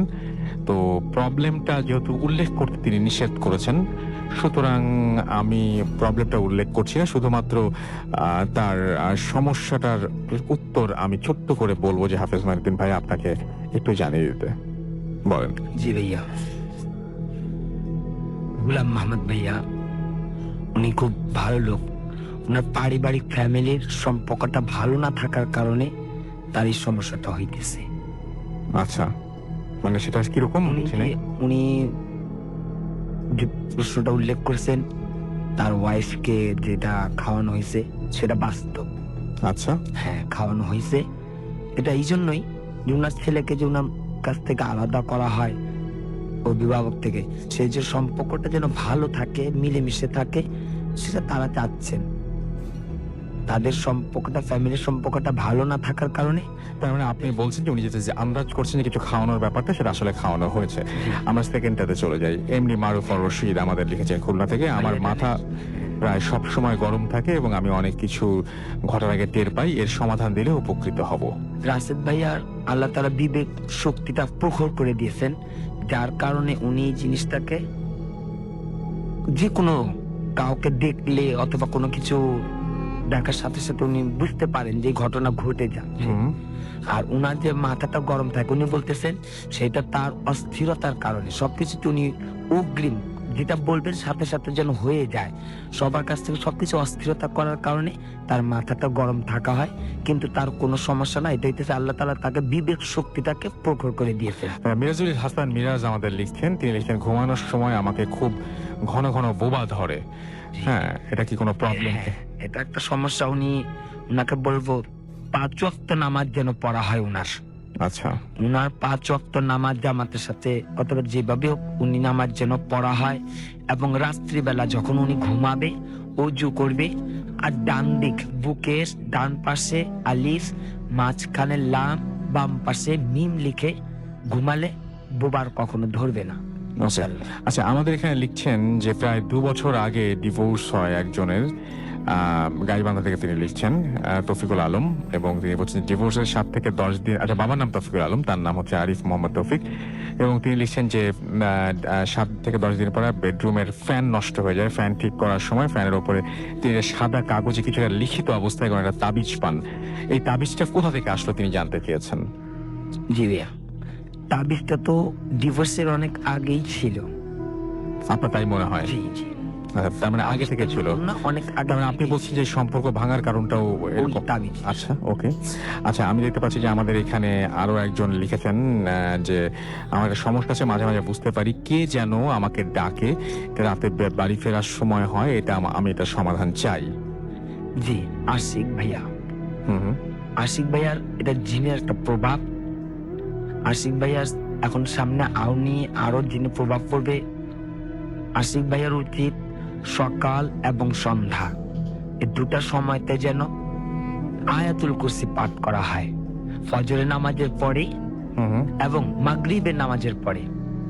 এই দুটা নামাজের পরবর্তীতে কারোর সাথে কোনো কথা না বলে আয়াতুল কুরসি পাঠ করলে ইনশাআল্লাহ ওনাকে আর কোনো সমস্যা করবে। আমাদের পরের প্রসঙ্গে চলে যায়, সরাসরি মূল প্রসঙ্গে আসি। গত 1.5 বছর ধরে আমার সাথে অদ্ভুত ঘটনা ঘটছে, জানি না এটাকে কাকতালীয় বলবো কিনা, কিন্তু এইসব ঘটনার শিকার হওয়া আমার মনে হচ্ছে আমাকে কালো জাদু করা হয়েছে। আমার ইমেলটি সামান্য দীর্ঘ হতে পারে, অনুরোধ করছি ধৈর্য ধরে পড়বেন। আপনার সঙ্গে অনেক গুণী মানুষের পরিচয় আছে হাফেজ মাইনুদ্দিন ভাই, অথবা আরেকজন এসেছিলেন যিনি মানুষের বিভিন্ন সমস্যার সমাধান করে থাকেন। আপনার মাধ্যমে যদি ওনারা আমাকে একটা পথ দেখান, খুব উপকৃত হব। ঘটনা শুরু হয় আমাদের চাকরি হারানোর মধ্যে দিয়ে। আমি বেসরকারি বিশ্ববিদ্যালয়ে শিক্ষকতা করি, স্বনামধন্য একটি বিশ্ববিদ্যালয়ে কাজ করতাম। প্রতিষ্ঠানের সকল নিয়ম মেনে চলছিলাম, ছাত্রছাত্রীরা আমাকে খুব পছন্দ করত। কিন্তু কর্তৃপক্ষ একদিন আমাকে ডেকে বলল আমার চাকরি নাকি থাকছে না। আমি অবাক হয়ে কারণ জিজ্ঞাসা করলাম, তারা বললেন আমি নাকি প্রতিষ্ঠানের বিরুদ্ধে ষড়যন্ত্র করছি। আমি আকাশ থেকে পড়লাম। ওনারা আমার সাথে আর কোনো কথা বলতে চাইলেন না এবং আমি বেকার হয়ে গেলাম। অদ্ভুত বিষয়, সর্বোচ্চ শিক্ষাগত যোগ্যতা এবং 8 বছরের অভিজ্ঞতা থাকার পরেও কোনো প্রতিষ্ঠান আমাকে ইন্টারভিউতে ডাকলো না পর্যন্ত। শেষে আমি একটা নিম্নমানের প্রতিষ্ঠানের নামমাত্র বেতনে ভিক্ষা চেয়ে ঢুকলাম। সেখানেই আছি, ভিখারির মতো অবস্থা প্রায়। এই শেষ নয়, অভাবনীয়ভাবে সকল সুযোগ যেন আমার হাতের আঙুল দিয়ে গলে বেরিয়ে যাচ্ছে। কাছের মানুষেরা কথা দিয়ে নির্বিকার ভাবে কথা রাখছে না। মা বাবা সহ অন্যরা আমার প্রতি বিনা কারণে বিরূপ হয়ে উঠছেন। সম্প্রতি একটি ইন্টারভিউতে প্রথম হবার পরেও আমাকে কথা দিয়ে কর্তৃপক্ষ অন্যজনকে নিয়োগ দিয়েছেন। আমি এখন দিশেহারা, বুঝতে পারছি না কার কাছে গেলে সমাধান হবে। আমার পরিচিত এমন কেউ নেই যে আমাকে সাহায্য করবে, তাই আপনাদের শরণাপন্ন হলাম। আমার ভাগ্য যেমন খারাপ হয়ে আছে তাতে মনে হতে পারে এই ইমেল আপনার চোখেই পড়বে না। যদি পড়ে, অনুগ্রহ করে হাফেজ মঈনুদ্দিন ভাইকে কাছে পৌঁছে দেবেন অথবা তার সাথে আমাকে একটু যোগাযোগ করিয়ে দেবেন। নিচে তারপরে তিনি ঠিকানা দিয়েছেন। আপনার কি মনে হয় যে ওনাকে আসলে কালো জাদু করা হয়েছে? না ভাইয়া, উনার এটা কালো জাদু না, উনার এটাকে আতসী রোগ বলা হয়। আচ্ছা, এই আতসী রোগের কিছু সমস্যা দেখা দেয় যে ভাগ্য তার জবের বেলা, ব্যবসা বাণিজ্য, আত্মীয় সম্পর্ক, বন্ধু বান্ধব সব দূরে সরে যাবে। তার শারীরিক সমস্যা দেখা দিবে, সব দিক তার বিফল হবে, সুফল তার আসবে না। এটা আতসী রোগ বলা হয়। এই আতসী রোগের উপকারিতা হইতেছে সেটার থেকে মুক্তিপ্রাপ্ত হওয়ার জন্য অবশ্যই 5 ওয়াক্ত নামাজ পড়তে হবে। মাগরিবের নামাজের পরবর্তীতে কারোর সাথে কোনো কথা না বলে সূরা ওয়াকিয়া, কোরআন তেলাওয়াত অবশ্যই করতে হবে। তার মানে আপনি বলছেন যে তার মানে ম্যাক্সিমাম জিনিসের সমাধান আসলে আল্লাহর উপরে ভরসা রাখলে নামাজটা, অবশ্যই আমি যদি নামাজ ঠিক মতন পড়ি, কোরআন যদি ঠিক মতন পড়ি, তাহলে আমার এই সমস্ত ম্যাক্সিমাম সমস্যা আসলে দূর হয়ে যাওয়া সম্ভব। Thank you very much. আমরা আপনার কাছে আবারও ফিরে আসবো। আপনারও ঘটনা আছে, সেই ঘটনা নিয়ে আমরা আবারও ফিরে আসবো। তবে এখন আমরা আরেকটা ইমেইলে চলে যাব এবং এই ইমেইলটি আমাদেরই একজন অতিথি পাঠিয়েছেন, না আমাদেরই একজন লিসেনার পাঠিয়েছেন, সেটা আমি এখন পড়ব।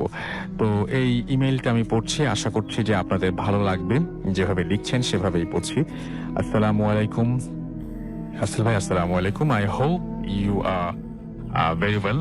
আই সেন্ট অডিও, আচ্ছা অডিও ক্লিপ তিনি পাঠিয়েছিলেন কিছুদিন আগে, সেটা লিখেছেন, বাট মেবি সেটা পাওয়া মানে যেটা আমরা মানে আমাদের কাছে আসেনি। এনিওয়ে, এবং তিনি আজকে কোন একটা ডিফারেন্ট কিছু একটা তিনি আমাদের সাথে শেয়ার করতে চান এবং তিনি লিখেছেন যে তিনি আসতে পারবেন না, বাট যদি তার স্টোরি পছন্দ হয় তাহলে তাকে যেন আমরা সেটা শেয়ার করি।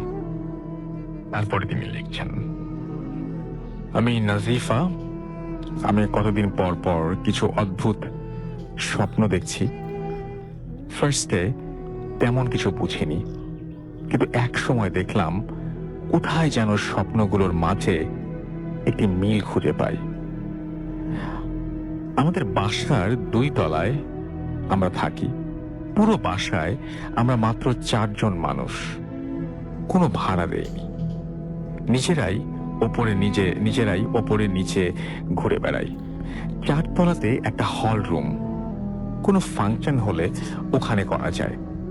5 তলায় ছাদ। আমি প্রায় সময় রাতের বেলা একা একা ছাদে যেতাম। যেহেতু আমরা 2 তলায় থাকি, তাই উপরের লাইটগুলো অফ থাকে, প্রয়োজন হলে জ্বালানো হয়। একা একা ছাদে ঘুরতে বেশ ভালো লাগে। দোলনাতে ঝুলতাম আপন মনে, কিন্তু আমি সহজে লাইট জ্বালাতাম না। অন্ধকারেই আমার ভালো লাগে, কিন্তু অনেক দিন হয়ে গেছে এখন আর ছাদে যাই না। কিছু দুঃস্বপ্ন আমাকে তাড়া করে বেড়ায়। ঘটনায় ঢুকবো। এই মুহূর্তে যদি কেউ চান তাহলে ছাদে উঠে গিয়ে এই ঘটনাটা শুনতে পারেন বা নিজের ছাদে ঘুরে আসতে পারেন এই ঘটনাটা শুনতে শুনতে কানে হেডফোন দিয়ে। একদিন ঘুমিয়েছিলাম দুপুরে, স্বপ্ন দেখছিলাম আমি 4 তলায় আমার সোফায় বসে গান শুনছি। একটু দূরের একটা বাসার ছাদে একটি ছেলে আমাকে দেখে হাসছে। এক সময় দেখি সে ভয়ঙ্কর ভাবে হাসতে হাসতে পুরো শরীর বালু অর্থাৎ স্যান্ড যেটাকে বলি আমরা, বালু হয়ে ঠিক আমার কাছে উড়ে আসছে। সেখানে বাতাস ছিল না, খুব রোদ, কিন্তু ওই জিনিসটা এসে চারিদিকে বাতাসের মতো ঘুরতে লাগলো। আমি দৌড়ে বের হয়ে গেটটা বাইরে থেকে আটকানোর চেষ্টা করি, তখন আমার হাতের রিংটা ভেতরেই পড়ে যায়। আমি কি করব ভেবে পাচ্ছিলাম না। সেই জিনিসটা যেন আমাকে নিয়ে যাবে বা আমার কোনো ক্ষতি করবে। এমন সময় আমার ঘুম ভেঙে যায় এবং আমি তখনও ভয়ে ছিলাম। অবাক যেটা লাগছে তা হলো সময়টাও তখন প্রায় একই ছিল, মানে আমি এই মাত্র যেন ওপরে ছিলাম। এখানে কিভাবে আসলাম একই সময়ে? আরেকদিন দেখি আমি 3 তলায় একা। হঠাৎ যেন সব অন্ধকার হয়ে গেল। কোনো অবয়ব আমাকে মাটিতে ফোর্স করে ঢুকিয়ে দিচ্ছিল। সাথে সাথে আমার ঘুম ভেঙে যায় এবং তখন দেখি সময়টাও যেন কিভাবে প্রায় মিলে যাচ্ছে। আমার বডি তখনও ফ্রিজ একদম ফ্রিজ হয়েছিল। এগুলো দুটো স্বপ্নের কথা বললাম। এখন বাস্তবের কথায় আসি। আমি অভ্যাসবশত একদিন রাতের বেলা অন্ধকারে সিঁড়িতে বসেছিলাম, দক্ষিণা ঠান্ডা বাতাসে। পাশের বাসা থেকে হালকা আলো এসে পড়ছিল। তখন আমি হঠাৎ দেখি একটা ব্ল্যাক শ্যাডো মুহূর্তে এখান থেকে ওখানে সরে গেল। আমি কয়েক সেকেন্ড তাকিয়েছিলাম, কি দেখলাম এটা। তারপর আমি 1 ফ্লোর নিচে এসে বসলাম সিঁড়িতে। বলা দরকার, আমাদের বাসার পেছনের বাসাটা কেমন যেন। ওদের কাজ কখনো শেষ হয় না, ভাঙে আবার বানায়। সন্ধ্যার পর সেখানেও আর কাজ হয় না বলে উপরের সব ফ্লোর অন্ধকার থাকে। যাই হোক, আমি দেখলাম ওই বাসার একটা ফ্লোরে হঠাৎ লাইট জ্বলে উঠল, আবার নিভে গেল। প্রথমে ভেবেছি হয়তো চোখের ভুল, কিন্তু এরপরে কয়েকবার জ্বলে আবার নিভে গেল। আন্ডার কনস্ট্রাকশন বিল্ডিং এ এখন কে কি করবে? আমি এরপর যা দেখলাম তা আমার কোনো হ্যালুসিনেশন ছিল না। আমি দেখলাম একটা অদ্ভুত শ্যাডো, দেখতে খুব অন্যরকম, লাইক একটা ককরোচ কে যদি 1.5 ফিট বড় মোটা করে কল্পনা করা হয়, অনেকটা সেরকম যেন একটা অদ্ভুত বড় প্রাণীর শ্যাডো ওই বাসাটার ওয়াল বেয়ে সোজা উপরের দিকে আরো গভীর অন্ধকারের দিকে উঠে যাচ্ছে। একটা শ্যাডো। আমি জানি না ওটা কি ছিল। এর আগে যে ব্ল্যাক শ্যাডোটা দেখেছিলাম সেটা আরো অন্যরকম ছিল, যা উড়ে চলে গিয়েছিল। আমি এই ব্যাপারগুলো আমার আপির সাথে শেয়ার করি। ও আমাকে বলল তা একরকম। আমাদের আশেপাশে অনেক কিছু থাকে। ভূত এফএমে শুনেছে সে অনেকের ওপর অনেক পরি বা জিনের নজর থাকে। সেরকমই অনেক ব্যাপার থাকে যারা পিওর সোল খুঁজে বেড়ায়, অ্যান্ড তাদের ওপর আলাদা নজর থাকে। প্রথমে তুমি স্বপ্ন দেখতে আর এখন বাস্তবেই ব্ল্যাক শ্যাডো তোমার আশেপাশে দেখছো। এই জন্য তোমার সন্ধ্যার পর একা ছাদে যাওয়াটা ঠিক নয়, অ্যান্ড তুমি লাইট অফ রাখো।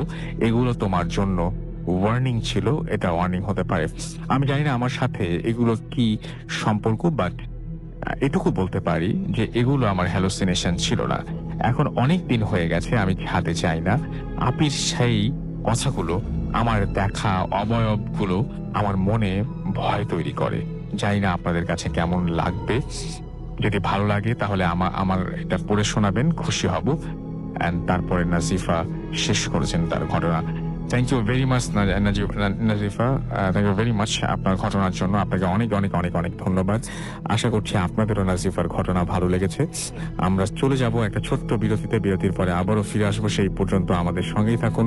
স্টে টিউনড রেডিও ফুর্তি, অ্যান্ড ডোন্ট স্টপ দ্য ফুর্তি। Surti. আমরা 4 থেকে 8 বছর বয়সী বাচ্চাদের জিজ্ঞেস করেছি 20 বছর Wood FM. The night comes alive with gramophone.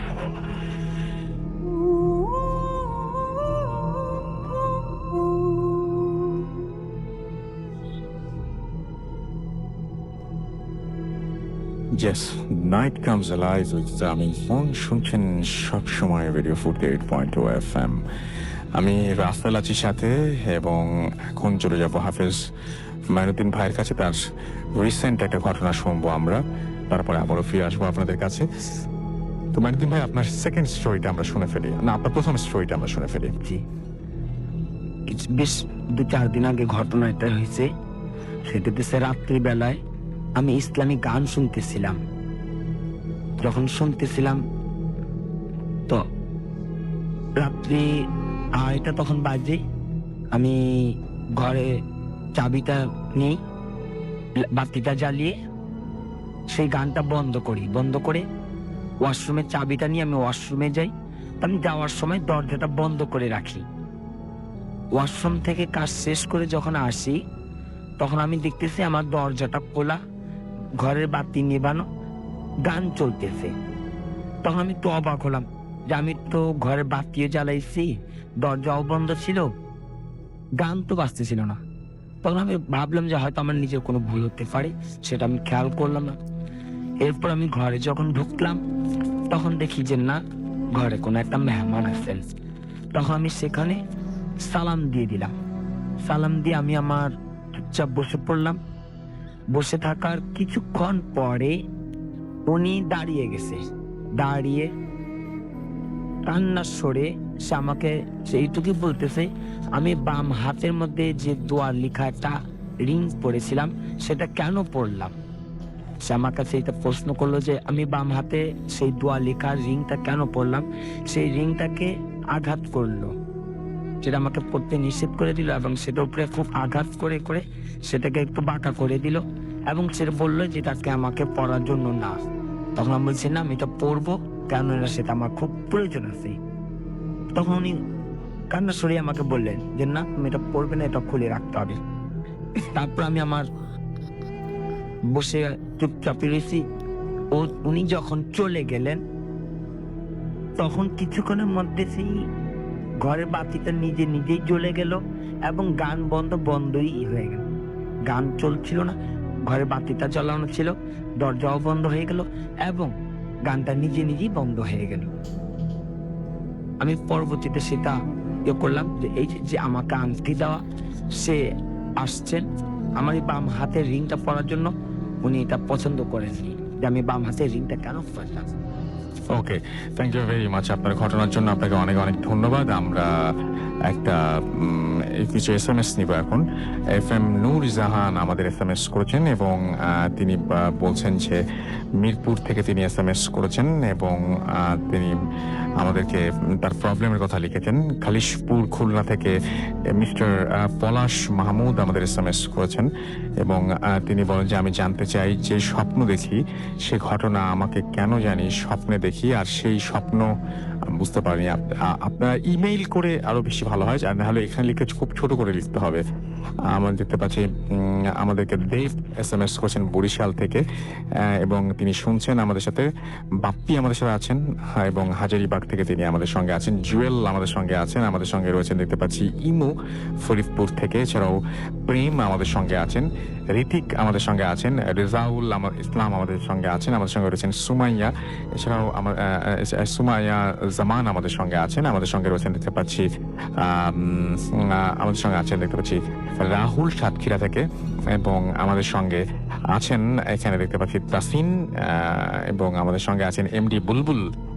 Shakib Hasan আমাদের সঙ্গে আছেন, বাপ্পি তালতলা থেকে আমাদের সঙ্গে আছেন, ফাহিম খুলনা থেকে আমাদের সঙ্গে আছেন, আমাদের সঙ্গে রয়েছেন মেহেদি হাসান চাঁপাইনবাবগঞ্জ থেকে, অসম আমাদের সঙ্গে আছেন দেখতে পাচ্ছি মুন আমাদের সঙ্গে আছেন দেখতে পাচ্ছি, এছাড়াও মাহবুব, এছাড়াও আমাদের সঙ্গে আছেন জুয়েল, আমাদের সঙ্গে আছেন শিশির খুলনা থেকে, হাসান আমাদের সঙ্গে আছেন এবং অনেকদিন পর তিনি আমাদেরকে আবারও নক করেছেন। থ্যাংক ইউ ভেরি মাচ আমাদের সঙ্গে থাকার জন্য যারা আমাদের সঙ্গে আছেন।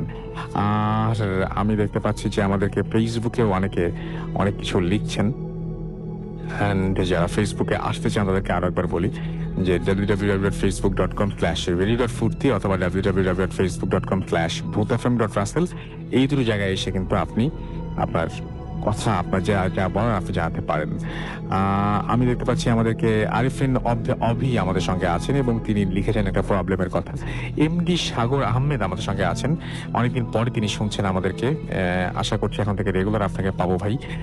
সিয়ান রহমান আমাদের সঙ্গে আছেন, আমাদের সঙ্গে কুয়াশার মৌ আছেন, তিনি বলছেন অলরেডি শুনছি। আরিফুর রহমান আমাদের সাথে আছেন এবং আমাদের সঙ্গে আছেন দেখতে পাচ্ছি এমডি হাসান খান বিশ্বনাথ সিলেট থেকে তিনি আছেন এবং তিনি অ্যাপ দিয়ে শুনছেন।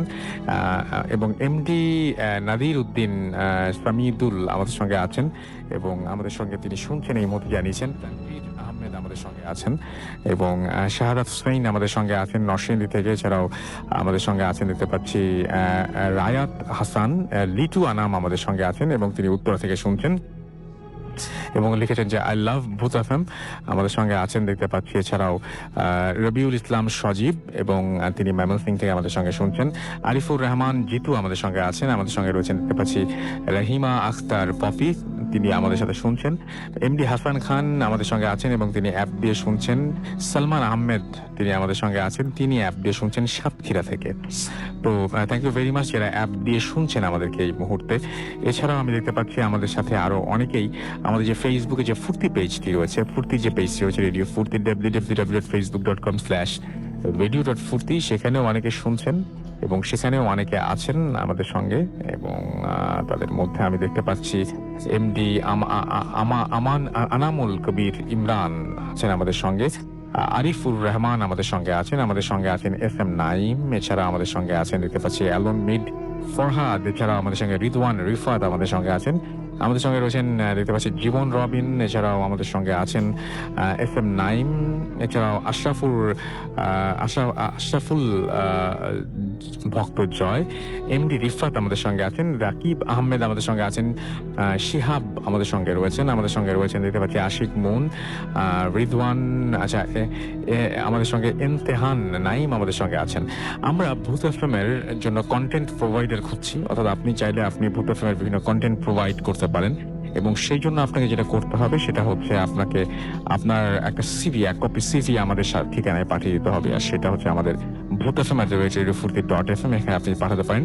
কন্টেন্ট প্রোভাইডার হিসেবে যদি আপনি ভূত এফএম এর সাথে কাজ করতে চান, দ্যাট মিনস আপনাকে বিভিন্ন ধরনের যদি আপনার কাজটা কি হবে, আপনার কাজটা ঢাকার মধ্যে বা ঢাকার বাইরে কেউ যদি আপনার সাথে ঘটনা শেয়ার করতে চায়, আপনার সাথে ঘটনা কালেক্ট করে নিয়ে আসা, কার কার কাছে ঘটনা আছে এই ঘটনাগুলো খুঁজে বের করা, হন্টেড প্লেসগুলো খুঁজে বের করা, সেগুলো আমাদের কাছে সেগুলো তথ্য নিয়ে আসা, এই ধরনের ব্যাপারগুলোতে যদি আপনি ইন্টারেস্টেড হয়ে থাকেন তাহলে ডেফিনেটলি আপনি আপনার সিভি পাঠিয়ে দিতে পারেন আমাদের কাছে। আমরা আপনাকে কল করব খুব তাড়াতাড়ি যদি আপনার আগ্রহ থাকে। আমরা চলে যাব আমাদের পরবর্তী অতিথির কাছে এবং পরবর্তী অতিথি তিনি পেশায় একজন ড্রাইভার এবং তার সঙ্গে সেই সূত্রেই আমার দেখা হয়েছিল এবং তিনি আমাকে সে তখনই বলেছিলেন যে তার জীবনে বেশ কিছু অদ্ভুত ঘটনা রয়েছে অ্যান্ড সেই ঘটনাগুলো আমি শুনতে চেয়েছিলাম। আজকে তিনি স্টুডিওতে এসেছেন, আমরা নানা পেশার মানুষজনকে নিয়ে আসি এখানে এবং একটু আগে আপনারা এরকম একজনের সাথে কথা শুনেছেন এবং তিনি একজন ড্রাইভার এবং তার একটা অদ্ভুত ব্যাপার, তিনি নাকি একটা থাপ্পড় খেয়েছিলেন জিনের কাছ থেকে এবং সেই দাগটা এখনো আছে। আমি প্রথম দেখলাম কারো মুখে এরকম ধরনের দাগটা অনেকটা জন্ম দাগ যেরকম থাকে ওই রকমই, কিন্তু একটু আলাদা শেপের এবং সেই দাগটা তার মুখে তিনি বয়ে বেড়াচ্ছেন এবং তিনি সেদিনও আমাকে এটা দেখিয়েছিলেন এবং আমি তখনই তাকে ডাকি। আজকে তিনি এখানে এসেছেন সরাসরি ঘটনা বলার জন্য। আশা করছি তার ঘটনা আপনাদের ভালো লাগবে। আপনি নামটা প্লিজ একটু বলবেন, তারপরে আপনার ঘটনা যাব আমরা। জি, আমার নাম আসসালামু আলাইকুম, আমি আরিফুল ইসলাম। জি, আপনি এখন আপনার ঘটনা যাবেন, আপনার ঘটনাটা একটু প্লিজ বলবেন। জি, আপনার সাথে যে ঘটনাটি ঘটেছিল। জি, আমার ঘটনাটা আমার দেশের বাড়িতে হচ্ছিল। আমি তখন দেশে থাকি, আর আনুমানিক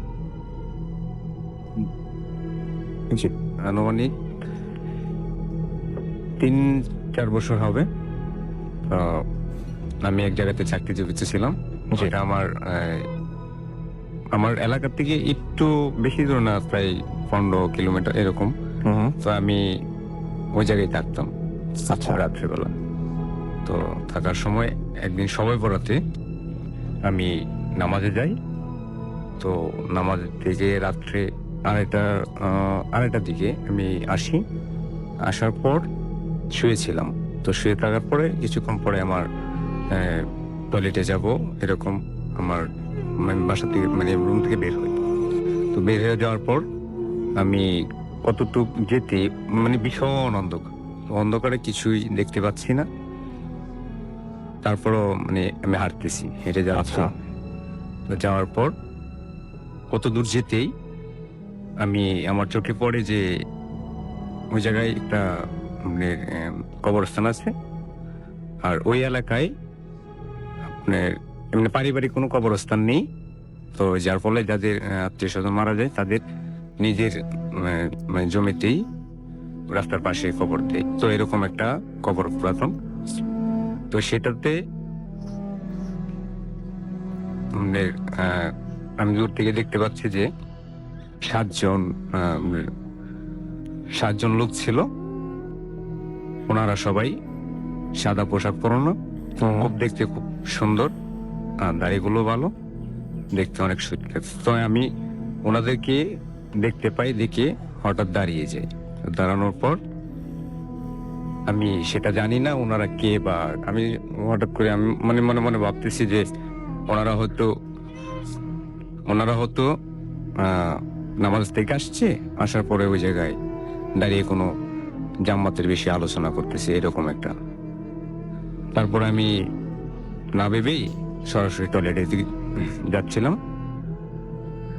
তারপরও আমি কি ভুল করলাম সেটাও আমি জানি না। আমি ওই জায়গা থেকে আবার ব্যাগ নিলাম। তো ব্যাগে আসতেছি, হঠাৎ করে আমার মনে হচ্ছে যেন ওই এলাকার যে আশপাশে এরকম একটা ভীষণ শব্দ আমার কানে আসতেছে। তো আমি অল্প অল্প ভয় পাচ্ছি আর অল্প অল্প করে হাঁটতেছি। তো হাঁটার পর কত দূর যেতেই পিছন থেকে আমাকে একটি থাপ্পড় দেয়, ভীষণ জোর একটা থাপ্পড় দেয়। তো এই থাপ্পড়টা দেওয়ার পর আমি বেশ অনেকটা দূরত্বে ছিটকে যাই। তো ছিটকে যাওয়ার পর আমি আমার রুমমেটকে ডাকি। উনি আমার দাদু বলে ডাকতাম ওনাকে আমি রেখে আনি যে দাদা, আমি তো ওনাদেরকে চিনতেছি না, উনি আমাকে একটা থাপ্পড় দিয়েছে আর আমি কি ভুল করেছি সেটাও আমি জানি না। তো দাদা বের হয়ে আসলো। বের হয়ে আসার পর উনি অনেক দূর যে খোঁজাখুঁজি করার পর কাউকে দেখতে পান নাই। তো পান নাই আমাকে এসে বলল, কই কেউ তো নেই। আমি কই যে আমাকে এই মাত্র থাপ্পড় দিছে এবং আমার গালে সে দাগটা এখনো রয়ে গেছে। তো দাদা দেখলো, দেখার পরে বললো যে ঠিক আছে। তো ওনারা তো সম্ভবত আল্লাহওয়ালা জিন, ওই জিনেরাই তোমার নিশ্চয়ই ভুল পাচ্ছে, ভুল হয়েছে তাই তোমাকে থাপ্পড় দিয়েছে, না দিবে কেন। তো সেটা আমি মেনে নিলাম যে ঠিক আছে। তো পরের দুদিন পর আমাকে স্বপ্নে থেকে দেখানো হয় যে তোমার ভাগ্যটা ভালো, তুমি প্রাণে বেঁচে গেছো। আর বিশেষ করে আমাকে 4টা শর্ত দেয়, যে শর্তগুলো আমি যেন আমার লাইফে মেনে চলি। তো সেগুলো আমি এখনো মেনে নিচ্ছি বা চলতেছি। আশা করি সবসময় মেনে নেব। এখন থেকে আর সমস্যাটা হচ্ছে না কোনো। আর শর্তগুলো হলো, আমি যেন কোনো প্রকার পানি নষ্ট না করি, প্লাস আমার আম্মা আব্বুকে মরণের আগ পর্যন্ত যেন ওনাদেরকে আমার সাথে রাখি। আর অবাধ্য মানুষে পছন্দ করে না এমন কোনো কাজ যাতে আমার জীবনে আমি কোনো সময় কারোর সাথে না করি। তো এই বিষয়গুলা আমি এখনো মেনে চলতেছি। আর আমার মাঝে মধ্যে এখনো ঘুমের ঘরে প্রায় সময় আমার বাম পাশের কানে প্রচন্ড ব্যথা হয়। তো সেই ছিল রাসেল ভাই আমার ঘটনা। থ্যাংক ইউ ভেরি মাচ আপনার ঘটনার জন্য, আপনাকে অনেক ধন্যবাদ। আমরা এতক্ষণ ধরে শুনলাম ঘটনা, এবং আমরা এখন যেটা করবো সেটা হচ্ছে ছোট্ট একটা বিরতি যাবো এবং বিরতির আবারও ফিরে আসবো। সেই পর্যন্ত আশা করছি আমাদের সঙ্গেই থাকবেন। Stay tuned radio and don't stop the food. আমরা 4 থেকে 8 বছর বয়সী বাচ্চাদের জিজ্ঞেস করেছিলাম 20 বছর পর ওরা কি হতে চায়। স্পাইডারম্যান। যেন বসে থাকতে ভাল লাগে না, অনেক গেম বানাবো আর খেলবো। এমন কিছু অদ্ভুত ভাবনা ইন্সপায়ার করেছিল 20 বছর আগে জার্নিটা শুরু করতে। এখন নতুন ভাবনাগুলো নিয়ে এগিয়ে যাচ্ছি পরের বিশ্বের জন্য। চলো বহুদূর। গ্রামীণ ফোন। আমরা 4 থেকে 8 বছর বয়সী বাচ্চাদের জিজ্ঞেস করেছিলাম 20 বছর পর ওরা কি হতে চায়। একটা জামা বানাবো, জামাতে শিক্ষা থাকবে, সব ছাত্ররা দিয়ে বিশাল একটা মাঠ বানাবো, অলিম্পিকে রেকর্ড করবো। এমন কিছু অদ্ভুত ভাবনা ইন্সপায়ার করেছিল 20 বছর আগে জার্নিটা শুরু করতে। এখন নতুন ভাবনাগুলো নিয়ে এগিয়ে যাচ্ছি পরের বিশ্বের জন্য। চলো বহুদূর। গ্রামীণ ফোন। আমরা 4 থেকে 8 বছর বয়সী বাচ্চাদের জিজ্ঞেস করেছিলাম 20 বছর পর ওরা কি হতে চায়। স্পাইডারম্যান। যেন বসে থাকতে ভাল লাগে না, অনেক গেম বানাবো আর খেলবো। এমন কিছু অদ্ভুত ভাবনা ইন্সপায়ার করেছিল 20 বছর আগে জার্নিটা শুরু করতে। এখন নতুন ভাবনাগুলো নিয়ে এগিয়ে যাচ্ছি পরের বিশ্বের জন্য। চলো বহুদূর। গ্রামীণ ফোন। আমরা 4 থেকে 8 বছর বয়সী বাচ্চাদের জিজ্ঞেস করেছিলাম 20 বছর পর ওরা কি হতে চায়। এমন একটা বাবল গাম।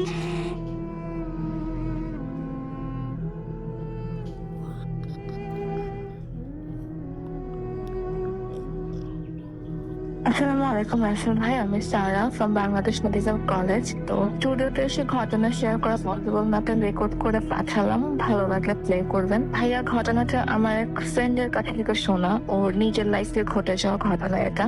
তো ছেলেটার নাম পিয়াস। তো ওর মুখে অদ্ভুত ধরনের মানে পিকুলিয়ার ধরনের দাগ আছে, স্কার অনেক। তো আমরা ফ্রেন্ডরা ওকে অনেকবার বলেছি যে ডক্টরের কাছে যেতে বা এটাকে কিওর করার জন্য মেডিসিন নিতে।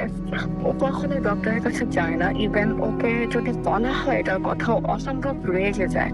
তো একদিন সাডেনলি আমাদের একটা বারবিকিউ পার্টি আমরা অ্যারেঞ্জ করি। তো একজন ফ্রেন্ডরা একসাথে থাকতে যাওয়া হয়। সবাই যখন আমরা বলতে বসি, তো তখন ওকে জিজ্ঞেস করা হয় পিয়াস কেন ডক্টরের কাছে যাস না। তো আমাদের ঘটনাটা শোনার জন্য আমরা কেউই প্রিপেয়ার ছিলাম না। তো ভাইয়া, ঘটনা চলে যাচ্ছি। পিয়াস যখন ইন্টার ফার্স্ট ইয়ারে তখন একা একা থাকতে শুরু করলো। তখন ও যখন ঘুমাতো তখন দেখতে একটা ছোট্ট বাচ্চা, অসম্ভব সুন্দরী একটা মেয়ে মানে তার সাথে এসে খেলা করতো। সে স্বপ্নে দেখতো যে সেও ছোট, বাচ্চাটাও ছোট, তারা খেলা করতেছে। তো শুরুতে সে ভেবেছে যে এটা ড্রিম আর সিরিয়াস কিছু না, বাট কন্টিনিউয়াস সে এটা দেখতো। একদিন সে পড়ছিলে, হঠাৎ সে জানালার দিকে তাকিয়ে দেখে যে ওই বাচ্চা মেয়েটা জানালার বার্নিশ করে দাঁড়িয়ে আছে। তো সে প্রথমে ভাবলো যে হ্যালুসিনেশন হচ্ছে হয়তো, কিন্তু পরবর্তীতে দেখলো যে না, সত্যি সত্যি দাঁড়িয়ে আছে এবং হাত দিয়ে তাকে ডাকছে। সে রীতিমতো ভয় পেয়ে দৌড়ে গেল তার আম্মুর কাছে। তার আম্মুকে সে সবকিছু প্রথমে বললো, কিন্তু তার আম্মুকে বলার পরে তার আম্মু প্রচন্ড ভয় পেয়ে গেল এবং সে হুজুরের কাছে গেল। যা করে পানি পড়া টোড়া দিল। তো সমস্যাটা কিছুদিন অফ থাকার পর আমার সমস্যাটা হওয়া শুরু করলো। ছেলেটা মোটামুটি বাস্তবে ওই মেয়েটাকে দেখতো, একটা বাচ্চা মেয়ে জানালার কাছে এসে দাঁড়িয়ে থাকতো, তাকে ডাকতো, তার সাথে কমিউনিকেট করার চেষ্টা করতো। তো কিছুদিন পরে তার স্বপ্নে একটা চেঞ্জ হয়। দেখে মানে একটা গ্রাম, মানে একটা বাজারের মতো। ওই ছোট মেয়েটা তার হাত ধরে তাকে ওখানে নিয়ে যাচ্ছে। সে স্বপ্নের মধ্যে বুঝছে যে জায়গাটা আসলে পিরোজপুর বাজার টাইপের কিছু একটা দেখে। তো সে মোটামুটি বুঝে। তো সে তার মাকে একদিন বলে যে মা তাহলে আমরা দাদু বাড়ি যাই। তো তার মা তো মোটামুটি রেগে যায়। ভাই, আমি আজকে কথা বলতে ভুলে গেছি, তাদের হোম টাউন হলো পিরোজপুর। তো মা রেগে যায়। তো মোটামুটি অনেক বলে, কিন্তু কিছুতেই রাজি হয় না। এরপরে তার যে বড় বোন, তার মানে বিয়ে রেট হয়ে গেছে, কিন্তু মানে বিয়ে হচ্ছে না, কোনোভাবেই বিয়ে হচ্ছে না। শেষ পর্যন্ত পিরোজপুরের এক ছেলের সাথে তার বড় বোনের বিয়ে ঠিক হয়। তো তাদের কোনো রিকোয়ারমেন্ট ছিল না, তাদের একটাই রিকোয়ারমেন্ট ছিল যে পিরোজপুরে এসে তাদের মেয়েকে দিয়ে যেতে হবে। যখন পিরোজপুর যাওয়ার কথা বলে তখন ছেলের বাবা বিয়েটা ক্যান্সেল করতে দেয়। মোটামুটি আরো 6 মাস পার হয়, মেয়ের আর কোথাও ভালো ঘরে বিয়ে হচ্ছে না। আর ওইদিকে পিয়াস এরকম কন্টিনিউয়াস স্বপ্ন দেখছে, তো দেখছি সে রাতে ঘুমাতে পারে না। ওই বাচ্চা মেয়ে সবসময় এসে তার সাথে খেলে, গল্প করে, দিনের বেলা দেখে সেটা দিয়ে তাকে এসে থাকে। তো যখন মেয়ের বিয়ে হচ্ছে না, তো তখন তার বাবা চিন্তা করে যে মেয়েকে এখানে বিয়ে দিব। তারা ওই পিরোজপুরের লোকদের সাথে আবার কন্ট্যাক্ট করে যে আমরা আসবো, বাট 2 দিনের মধ্যে সবকিছু কমপ্লিট করতে হবে, যাতে যত শর্ট টাইমে পসিবল হয়। তো যেই বলা সেই কাজ, তারা বিয়ের ডেট দেয় এবং ডেট মতো তারা রওনা দেয়। কিন্তু তারা যেদিন রওনা দেয় তাদের মানে টার্গেট থাকে যে 2টার মধ্যে পৌঁছাবে, কিন্তু রাস্তায় বিভিন্ন ধরনের প্রবলেম হতেই থাকে। তো তাদের পৌঁছতে মোটামুটি সন্ধ্যা হয়ে যায়। তো ট্রান্সপোর্ট তো তখন তেমন অ্যাভেলেবল না থাকে, মোটামুটি তাদের বাড়ির কাছ পর্যন্ত বেঁচে 11টা বেঁচে যায়। তো তাদের বাড়ির সামনে ছোট একটা দিঘির মতো আছে। তো ওইটা পুকুরে গ্রামের ভাষায় বলে চার, মানে বাঁশ দিয়ে তৈরি করা থাকে। ওটার উপর দিয়ে পার হতে হয়, কিন্তু দেখে যে ওটা ভাঙা। তো তখনই পিয়াসের বাবা বুঝে যায় যে এখানে আমাদের জন্য কোনো সমস্যা ওয়েট করতেছে। তো পিয়াস তখন বলে যে বাবা, এখানে তো অনেক বাড়ি গাড়ি আছে, আমরা কোথাও স্টে করি। তো ওই চারের মানে চারের আশপাশে যত বাড়ি আছে ওই বাড়ি থেকে একটা লোক বের হয়। তো সেই লোকটা হিন্দু। ওই লোকটা বের হয়, পিয়াসের বাবাকে বলে এতদিন পরে আসলি, মানে পিয়াসের বাবার পরিচিত। তো পিয়াসের বাবা ওই লোকটাকে বেশি ভয় পেয়ে যায়। কেন ভয় পায় সেটা পিয়াসকে তার বাবা পরে বলে। তো অনেক জোরাজুরি করে যে তার নৌকা দিয়ে সে পার করে দিস, কিন্তু পিয়াসের বাবা কোনোভাবেই রাজি হয় না। তো যখন দেখলো কোনো উপায় নেই, তারপরে পিয়াসের বাবা রাজি হয় যে আচ্ছা ঠিক আছে আমরা যাব।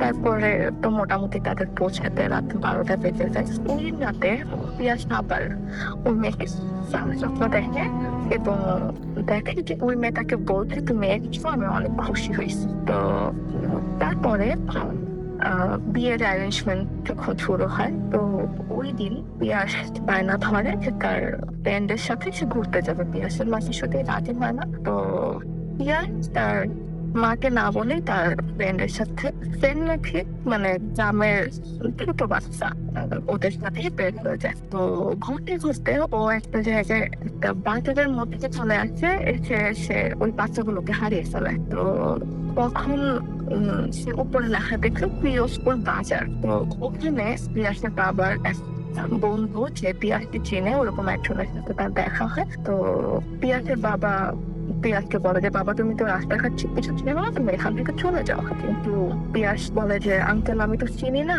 আর ওখানে তো একটা রাস্তা মানে দিঘি পার হতে হবে, আর চাষ তো ভাঙা, নৌকাও তো নাই। তো পিয়াস ওই বাবার ওই ফ্রেন্ড তাকে বলে দেয়, একটা শর্টকাট হয়ে বলে দেয় যে এখান দিয়ে যাবা, কিন্তু মাঝখানে একটা শ্মশান পড়বে, তুমি শ্মশানের মধ্যে দিয়ে যাবা না, শ্মশানের পাশ দিয়ে যাবা। তো যেই কথা সেই কাজ পিয়াস তখন রওনা দেয়। তো যেতে যেতে যখন সেই শ্মশানের কাছে পৌঁছায়, তখন দেখে ওই বাচ্চা মেয়েটা ওখানে দাঁড়িয়ে আছে। ঠিক আছে, পিয়াস তো তখন মনে করতে পারে যে হ্যাঁ আমি তো ওকেই সবসময় স্বপ্নে দেখি। তো তখন পিয়াসের সাথে বাচ্চা মেয়েটার কথা হয়।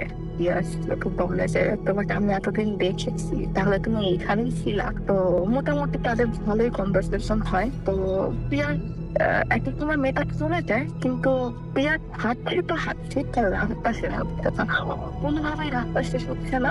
একটা সময় পিয়াসের মনে পড়ে পিছন থেকে কেউ একজন তার পার থামতে ধরেছে। তো পিয়াসের অতটুকু মনে আছে যে ওখানে সেন্সলেস হয়ে যায়। তো বাড়ির মধ্যে মানুষজন পিয়াস তো অনেক খোঁজাখুঁজি করতে থাকে যে পিয়াস কোথায়। পিয়াসের মা তো একদম পাগল হয়ে যায়। তো পিয়াসের বাবা হঠাৎ মনে হয় যে পিয়াসকে আমি ওখানে পাবো, বিকজ যে কাজ পিয়াসের বাবা ওইখানে যায়, শ্মশানে যে দেখে তার ছেলের মুখ মানে ঘামছে, রক্তাক্ত করে দেওয়া অবস্থা। তো পিয়াসকে ওখান থেকে নিয়ে আসা হয়। তো বিয়ে তখন মোটামুটি ক্যান্সেল। তো পিয়াসকে ঢাকায় নিয়ে আসা হয়। 3 দিন পর পিয়াসের সেন্স আসে। তো তখন পিয়াস তার বাবাকে জিজ্ঞাসা করে যে বাবা তুমি আমাকে কোথায় পেলে, আর তুমি জানলেই বা কিভাবে আমি শ্মশানে থাকবো। তখন পিয়াসের বাবা আসল ঘটনাটা বলে। পিয়াস যখন ছোট ছিল মানে তখন তারা পিরোজপুরেই থাকতো। তো একটা ব্রাহ্মণের মেয়ের সাথে পিয়াসের অনেক ভালো ফ্রেন্ডশিপ ছিল, ছোটবেলায় তারা একসাথে খেলতো।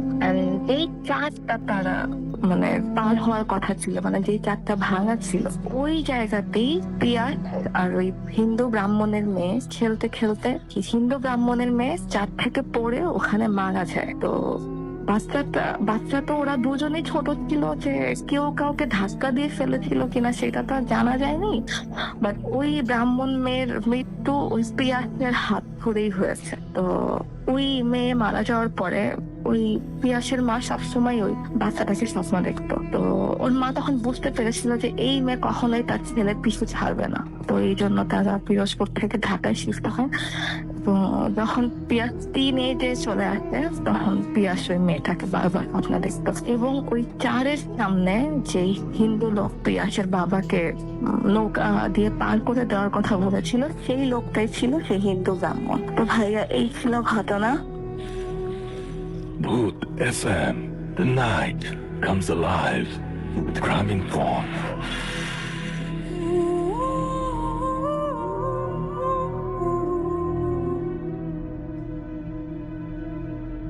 Yes, the night comes alive with Gramin Phone. শুনছেন সবসময় রেডিও 48.0 FM। আমি দেখতে পাচ্ছি যে বাইরে গাড়ি চলা বেশ অনেকক্ষণ হলেই থেমে গেছে এবং আমাদের মোটামুটি ঘটনা যা ছিল মোটামুটি আজকের মতো শেষ। সূর্য আমাকে SMS করেছেন এবং তিনি বলছেন যে শো শুরু করার আগে তিনি বলছেন গেস্টদেরকে প্রিপেয়ার করে নিতে। সেটা কি আসলে সম্ভব? আর সেটাতে তো মনে হয় যে একটু আমরা কোনো কিছু ম্যানিপুলেট করতে চাই না এখন, সেটা যেরকমই হোক না কেন। বাট আপনার যে সাজেশন সেটার জন্য ধন্যবাদ। অবশ্যই সেটা আমরা চিন্তা করে দেখবো। মেহেদি হাসান আমাদের SMS করছেন নবাবগঞ্জ থেকে এবং তিনি লিখছেন আই লাভ ভূত এফএম। আমাদেরকে ফুর্তি থেকে আচ্ছা আমি জুনায়েদ আরিফিন সাবিল SMS করেছেন তিনি এবং তিনি বলেছেন যে আমার কিছু প্রবলেম আছে, এগুলো ব্ল্যাক ম্যাজিকের কারণে। আমি জানি না, আমি তো এটা বলতে পারবো না, তবে আপনার নাম টাম সবকিছু দিয়ে আপনি যদি আপনার নাম, বাবার নাম, আপনার অ্যাড্রেস সবকিছু দিয়ে আপনি আমাকে জানান তাহলে আমি হয়তো হেল্প নিতে পারি। তবে আমি জানি না, এগুলো আমি মানে অনুমান করে বলতে পারি না আর কি।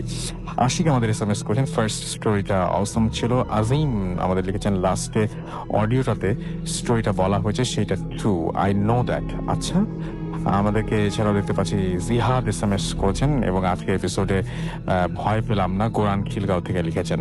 আমাদেরকে SH আবরার হাজারিবাগ থেকে লিখেছেন। আমি তাহলে নেক্সট উইকে অবশ্যই ট্রাই করবো যে আপনি যেন ভয় পান, আরো মারাত্মক ঘটনা আপনারা পাঠাবেন আশা করবো এবং সেই ঘটনাগুলো নিয়ে আসতে পারবো ইনশাল্লাহ। আশরাফ আমাদের SMS করেছেন আমাদেরকে শিশি খুলনা থেকে।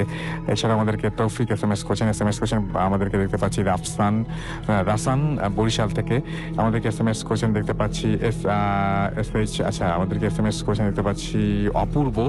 এছাড়া আমাদেরকে আশিক SMS করেছেন, আমাদেরকে SMS করেছেন অপু এবং পাপ্পু ময়মনসিং থেকে। SB বাপ্পি আমাদের SMS করেছেন। মেহেদি হাসান আমাদের SMS করেছেন, আমাদেরকে SMS করেছেন দেখতে পাচ্ছি। এছাড়াও সাকিব হাসান প্রান্ত সহ আরো অনেকে। যাই হোক, আপনাদের যাদের পরীক্ষা চলছে তাদেরকে আর রাত জাগাবো না, মানে তাদেরকে মানে যারা হচ্ছে HSC দিচ্ছেন বিশেষ করে তাদেরকে বলবো যে HSC চলাকালীন সময়ে ভূত এফএম শুনবেন না, অবশ্যই শুনবেন না। এটা খুব আই এম সো সিরিয়াস যে এই ব্যাপারে। এবং আপনাকে বলছি যে জাস্ট এক্সাম শেষ হওয়ার পরে আপনি শোনার মতো অনেক টাইম পাবেন। যাই হোক, যারা এতক্ষণ পর্যন্ত আমাকে SMS করেন তাদেরকে অনেক অনেক অনেক অনেক ধন্যবাদ। আমাদের ফেসবুকে দুটো পেজ রয়েছে, সেই পেজে আপনি সপ্তাহ জুড়ে লিখতে পারেন, আমি দেখি আপনাদের পেজের লেখাগুলো। সেটা হচ্ছে যে একটা হচ্ছে www.facebook.com/radio.furti and www.facebook.com/bhutfm.russell। এই দুটো পেজে গিয়ে আপনি জানাতে পারেন আপনার সমস্ত অনুভূতির কথা। এছাড়াও আজি রাসলামের টুইটারেও একটা পেজ রয়েছে, সেখানে আপনি চাইলে যোগাযোগ করতে পারেন এবং আপনি জানাতে পারেন যে আজকের এপিসোডটি কেমন লেগেছে আপনার কাছে, কোন ঘটনা ভালো লেগেছে, কোন ঘটনা ভালো লাগেনি, সবকিছু আপনি একদম বিস্তারিতভাবে জানাতে পারেন। আর আমাদের সবচাইতে বেশি উপকার হয় যদি আপনি ঘটনা পাঠান, এবং ঘটনা পাঠানোর জন্য আপনাকে করতে হবে, ঘটনা পাঠানোর জন্য আপনাকে যেটা করতে হবে সেটা হচ্ছে আপনার আপনার ঘটনাগুলো আমাদের ইমেল করে দিতে হবে। আমাদের ইমেল অ্যাড্রেস হচ্ছে bhuthfm@radiofurti.fm, which is bhwtfm@radiofurti.fm। আপনার নাম, ঠিকানা এবং ফোন নাম্বার সহ আপনার জীবনে ঘটে যাওয়া বা আপনার জানা সেরা ঘটনা লিখে পাঠিয়ে দিন আমাদের কাছে। ঘটনার শুরুতে অবশ্যই উল্লেখ করুন যে এই ঘটনাটি আপনি স্টুডিওতে এসে শেয়ার করতে চান, নাকি আপনি চান আপনার ঘটনা আমরা পড়ে শোনাই। যারা দেশের বাইরে রয়েছেন তাদেরকে রিকোয়েস্ট করব যে আপনারা সরাসরি অডিও ক্লিপ পাঠিয়ে দিতে পারেন আমাদের কাছে, এবং সেই অডিও ক্লিপটি যদি সিলেক্টেড হয় তাহলে আমরা প্লে করবো, আজকে যেরকম প্লে করলাম। তো যাই হোক, আমরা আপনাদের ঘটনার অপেক্ষায় রইলাম। ফিরে আসবো আবারও। এখনো দেখতে পাচ্ছি অনেকে SMS করেছেন। আমিনুর ফতুল্লাহ থেকে আমাদের SMS করেছেন, আশরাফ ঢাকা থেকে আমাদের SMS করেছেন, আমাদেরকে পড়ি কালকে এক্সামটাও শুনছি না, এটা ঠিক না, একেবারেই ঠিক না, আমি একটু আগে নিষেধ করলাম এটাই। সোনাম আমাদের SMS করেছেন, কণা আমাদের SMS করেছেন। আমরা চাই না আসলে কোনো কারণেই ভূত FM শোনাটা আপনাদের বন্ধ হয়ে যাক, রাইট? সো আপনি এমন কিছু করবেন না যে এক্সামের সময় শুনবেন, কালকে আপনার ফ্যামিলি থেকে বলবে যে আপনি ভূত FM শোনেন না। তো এটা আমরা চাই না। তো পড়াশোনার সময় পড়াশোনাটা করবেন আর কি। আমাদেরকে এছাড়াও দেখতে পাচ্ছি ইতি SMS করেছেন, আমিনুর। এছাড়া আমাদেরকে আরো অনেকে SMS করেছেন, ফুলতলা থেকে আমিনুর SMS করেছেন। এছাড়া আমাদেরকে আরো অনেকে SMS করেছেন। আপনি যদি SMS করতে চান তাহলে আজকে আর করে লাভ নেই, আজকে আপনি সরাসরি কিন্তু আমাদের ফেসবুক পেজে বা ইমেল করে আমাদের সাথে যোগাযোগ করতে পারেন। কথা হবে আবারও আগামী সপ্তাহে। সেই পর্যন্ত সবাই ভালো থাকবেন, সুস্থ থাকবেন, সুন্দর থাকবেন, মোস্ট ইম্পর্টেন্টলি ফুর্তি থাকবেন। আজকে টাটা।